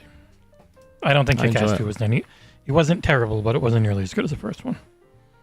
Especially because the first one was first one had the music from 28 Days Later, which is always great. In the House. Yeah, the first one was probably better, but I still like the second one a lot. I need to watch The Bone Temple. Speaking of 28 Years Later. Yeah, I haven't seen that either. I haven't seen 28 Years Later. I haven't even seen 28 Years Later yet. I quite liked 28 Years Later. It had a very divisive ending, but I think that ending goes into the next one very well, from what I've heard. So, gotta watch that. You know what comes back next month? The Boys and Invincible. I have had access to the full season of Invincible for like a month. I haven't watched it. Are you serious? Yeah, I get almost everything from Amazon. Oh my God, are you cannot give serious? it to you. It literally tracks my IP Oh, and wait. everything. Invincible comes back this month. It comes back in 3 days. Yeah, I've had What it for the a fuck? while. Dun, dun, dun. What do you mean? Oh, holy shit. I wonder if I get The Boys. They have to coincide that with the game. Oh my God. That means I should get like Wolfenstein and all the other things Amazon's working on, which makes me happy. Invincible's so good. It's such a good show. Mm-hmm. I love it. Next question. Didact 3. Howdy, gentlemen. My question this week is about John's favorite topic, Starfield on PS5. Lots of influencers are getting access to BGS in the future of Starfield. What are you guys expecting? My expectations are pretty low. I think the game was great since day one, but don't think there's much coming beyond more DLC, which I would enjoy, of course. So we'll finally get our PS5 announcement, I assume. There was a tweet from Bethesda that I don't know if it means what it thinks it means for me, but it says, we'll find out more next week.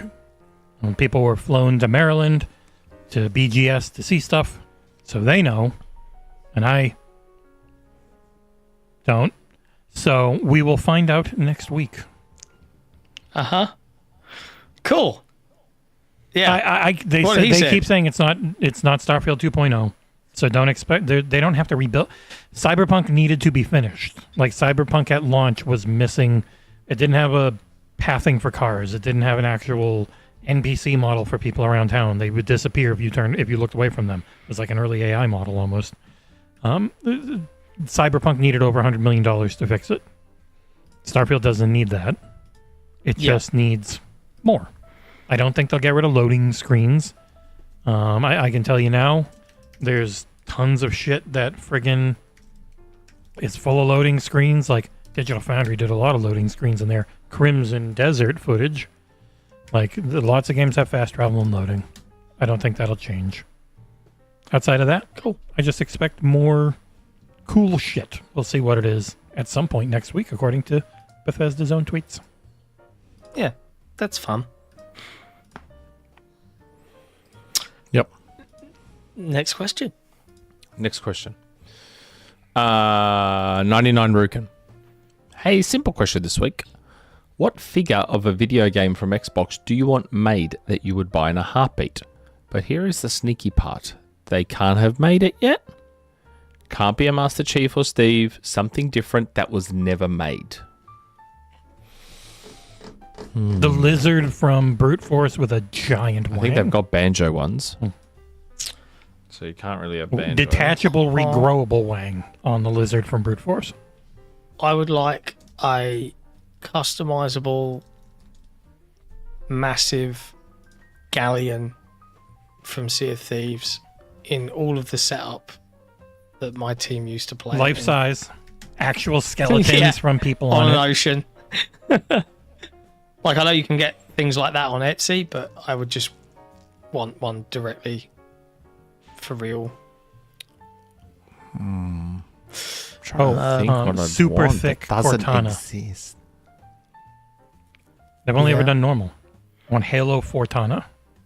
Oh, Halo 4 Cortana would be Fortana. so good. Running riot. Yeah, Halo 4 Cortana would be amazing to have. JD think. and Dell. And then I can choose which one's neck I snap.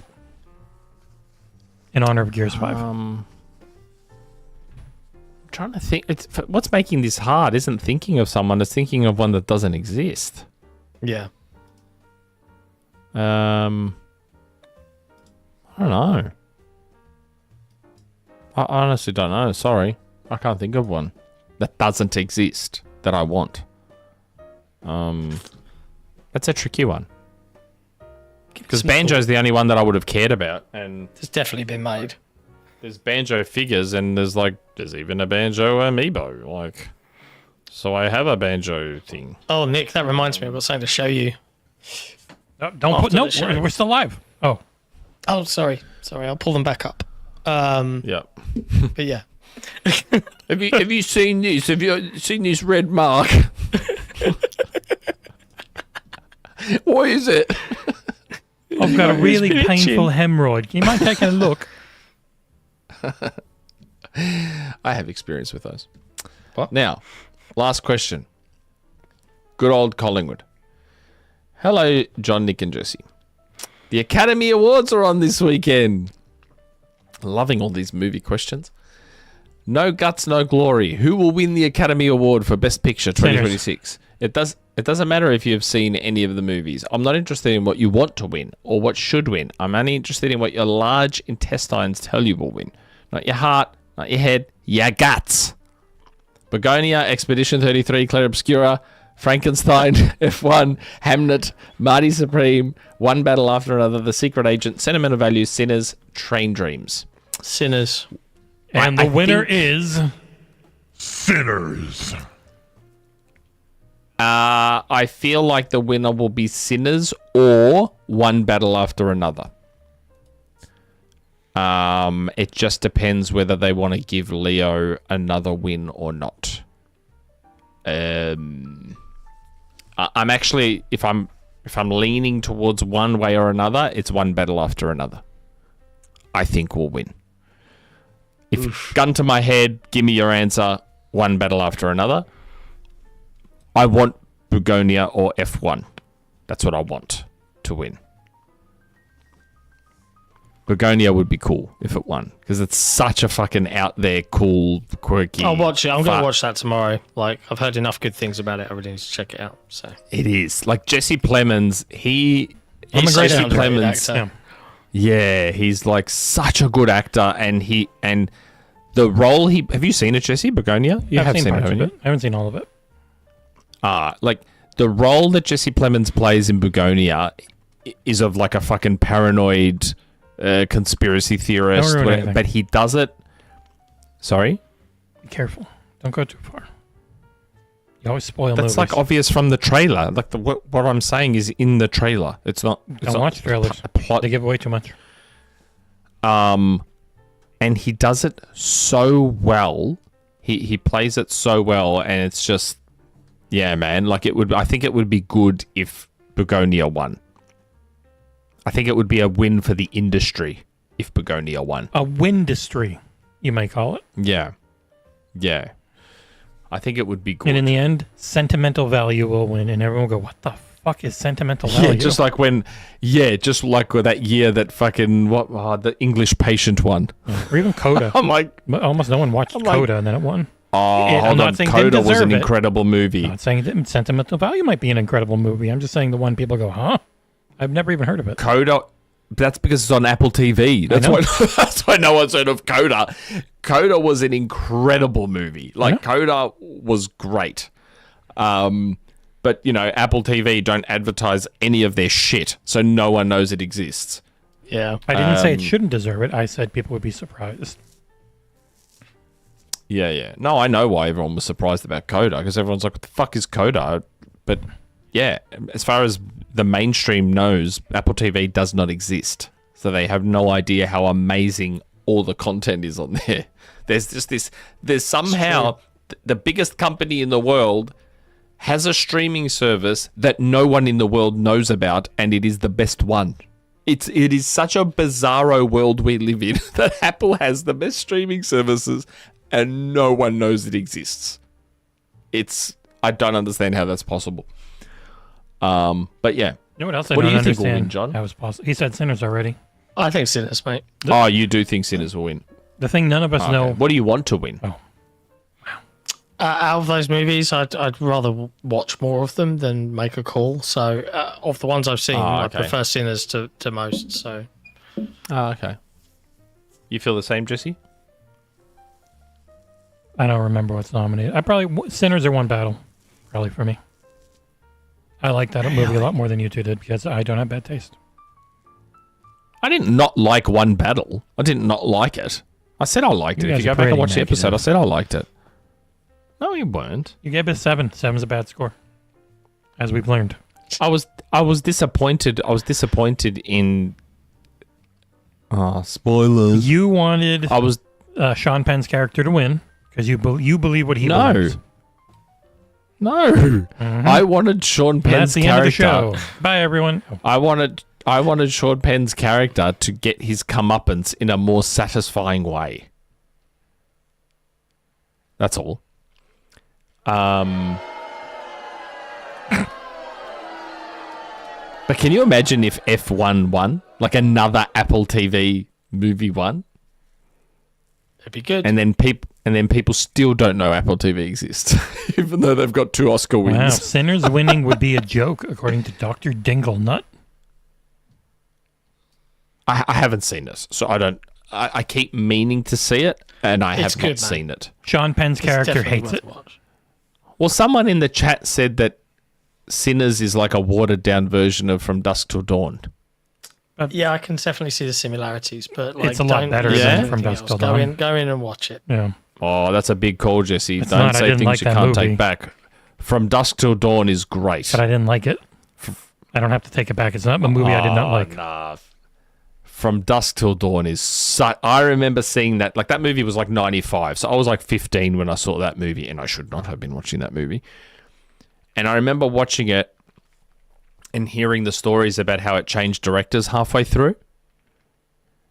Because there were some problems and it changed directors, and the new director just completely changed the direction of the movie. And I remember watching From Dusk Till Dawn, and I love George Clooney. And I'm watching this film, and it's about these 2 guys who are like essentially bank robbers, whatever. And then all of a sudden it just becomes this fucking vampire movie. And I'm like, this is fucking warped and amazing. This is so good. This is so good, this movie. I just could not believe how good. Because you like and Harvey George Weinstein Clooney, and Miramax films. That was the movie that made me love George Clooney. Because I was like, how cool is this bastard in this film? He's just oozing cool in this film. And I love George Clooney ever since. He's so good in From Dusk Till Dawn. And I didn't realize till many years later that was Tarantino in that film. Yeah. Till many years later. I did not know that was Quentin Tarantino. I thought it was Paul Dano. Don't tell Quentin I said that. Hey. And Salma Hayek in that movie is holy shit. So good. I would have said Weapons over Sinners as well. Same, but it's not nominated. Ah, really? Oh, yeah, but Weapons is like my favorite movie of last year, so. Weapons is great. Loved Weapons. Okay, so it's interesting. So that's what's nominated. Sinners is not as good as Weapons. No, it's not a lot worse, but I like Sinners. I like Weapons more. I didn't even say worse. I said, so Weapons is better than Sinners. I said it's not a lot worse, not bad, comparatively. Okay, interesting. Let's keep talking. But if it's similar, they are not similar movies at all. They are very different movies. Oh, okay. Yeah, Sinners is a period piece action film with some horror elements and the fantastical throughout, whereas Weapons is more grounded comedy horror with a sprinkle of that nice supernatural salsa.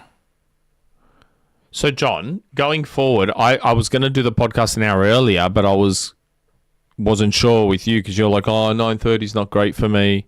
So I did it at the normal. It's not ideal. It's not ideal. John and I sync up again next weekend. So you have... So is next week going to be this time? If you want 10:30, it would be the same time. Then you have Spring Forward on that night. So the following week, we would go back to 5:30 US. Back to 5:30 US. Which means, especially when Nick has his fall back, then it's super early for him. Oh, yeah, then it becomes like 7:30 for me. Yeah, so I don't know if we go to 6 instead of 5:30, 6 and 11. Yeah, 8 o'clock would be a little bit better. 8 o'clock in the morning would be a little bit better. Our audience is like 65, 70% US, so we should always just be the same time US. Yeah. I think as long as the US stays 17:30, I don't really. It would be 7:30 in the morning for Nick. Oof. Yeah. Ideally, I would prefer like 8 o'clock. Yeah, if we go to 6 US, 11 UK. Super chat. Okay. Super chat from Tiberius Monk. For pure enjoyment, Weapons was my favorite film ending of 2025. Oh, Weapons has my favorite film ending of 2025. Absolutely bonkers, and I loved it. Thunderbolts is a close second. Yeah, I like Thunderbolts. I don't know how much I like Thunderbolts. How do you not know? Find out next time on Sick and Nick's Flicks. Thanks for watching, everyone. I'm undecided. Ciao for now. Yeah. Save it for the Sick and Nick's Flicks, mate. Yeah. Save it for the Sick and Nick's Flicks. So we're going to do Thunderbolts? No. The Sick and Nick's Flicks? I mean, we can talk about 15 movies during it, but... Yeah, we can do a catch-up. Yeah. Yeah. We'll let you know, especially once we've got all the membership stuff set. That'll probably be the next Sick and Nick's Flicks. Couple weeks. Yeah. Okay. All right. Cool bananas. Thanks, everyone, for tuning in and hanging out with us. We've enjoyed your company as much as I hope you've enjoyed ours. Yeah. Things are back to normal this coming week. Headlines will be back on Tuesday and Thursday as normal. You can look forward to a ton of hands-on previews from me as I get busy writing starting tomorrow. I have a preview next week. From my time at GDC. And, I'm working on a few things, actually. Some exciting things that will get some fans really excited, really, really hyped about certain things that are coming soon that I can't specifically reveal, but I will speak to these guys after the show is finished because I can tell them. Oh. Until then, it's been a pleasure. Ciao for now, everyone. Ciao for now. Just normal men. What do you mean, normal men? Just innocent men. I was wondering what that was.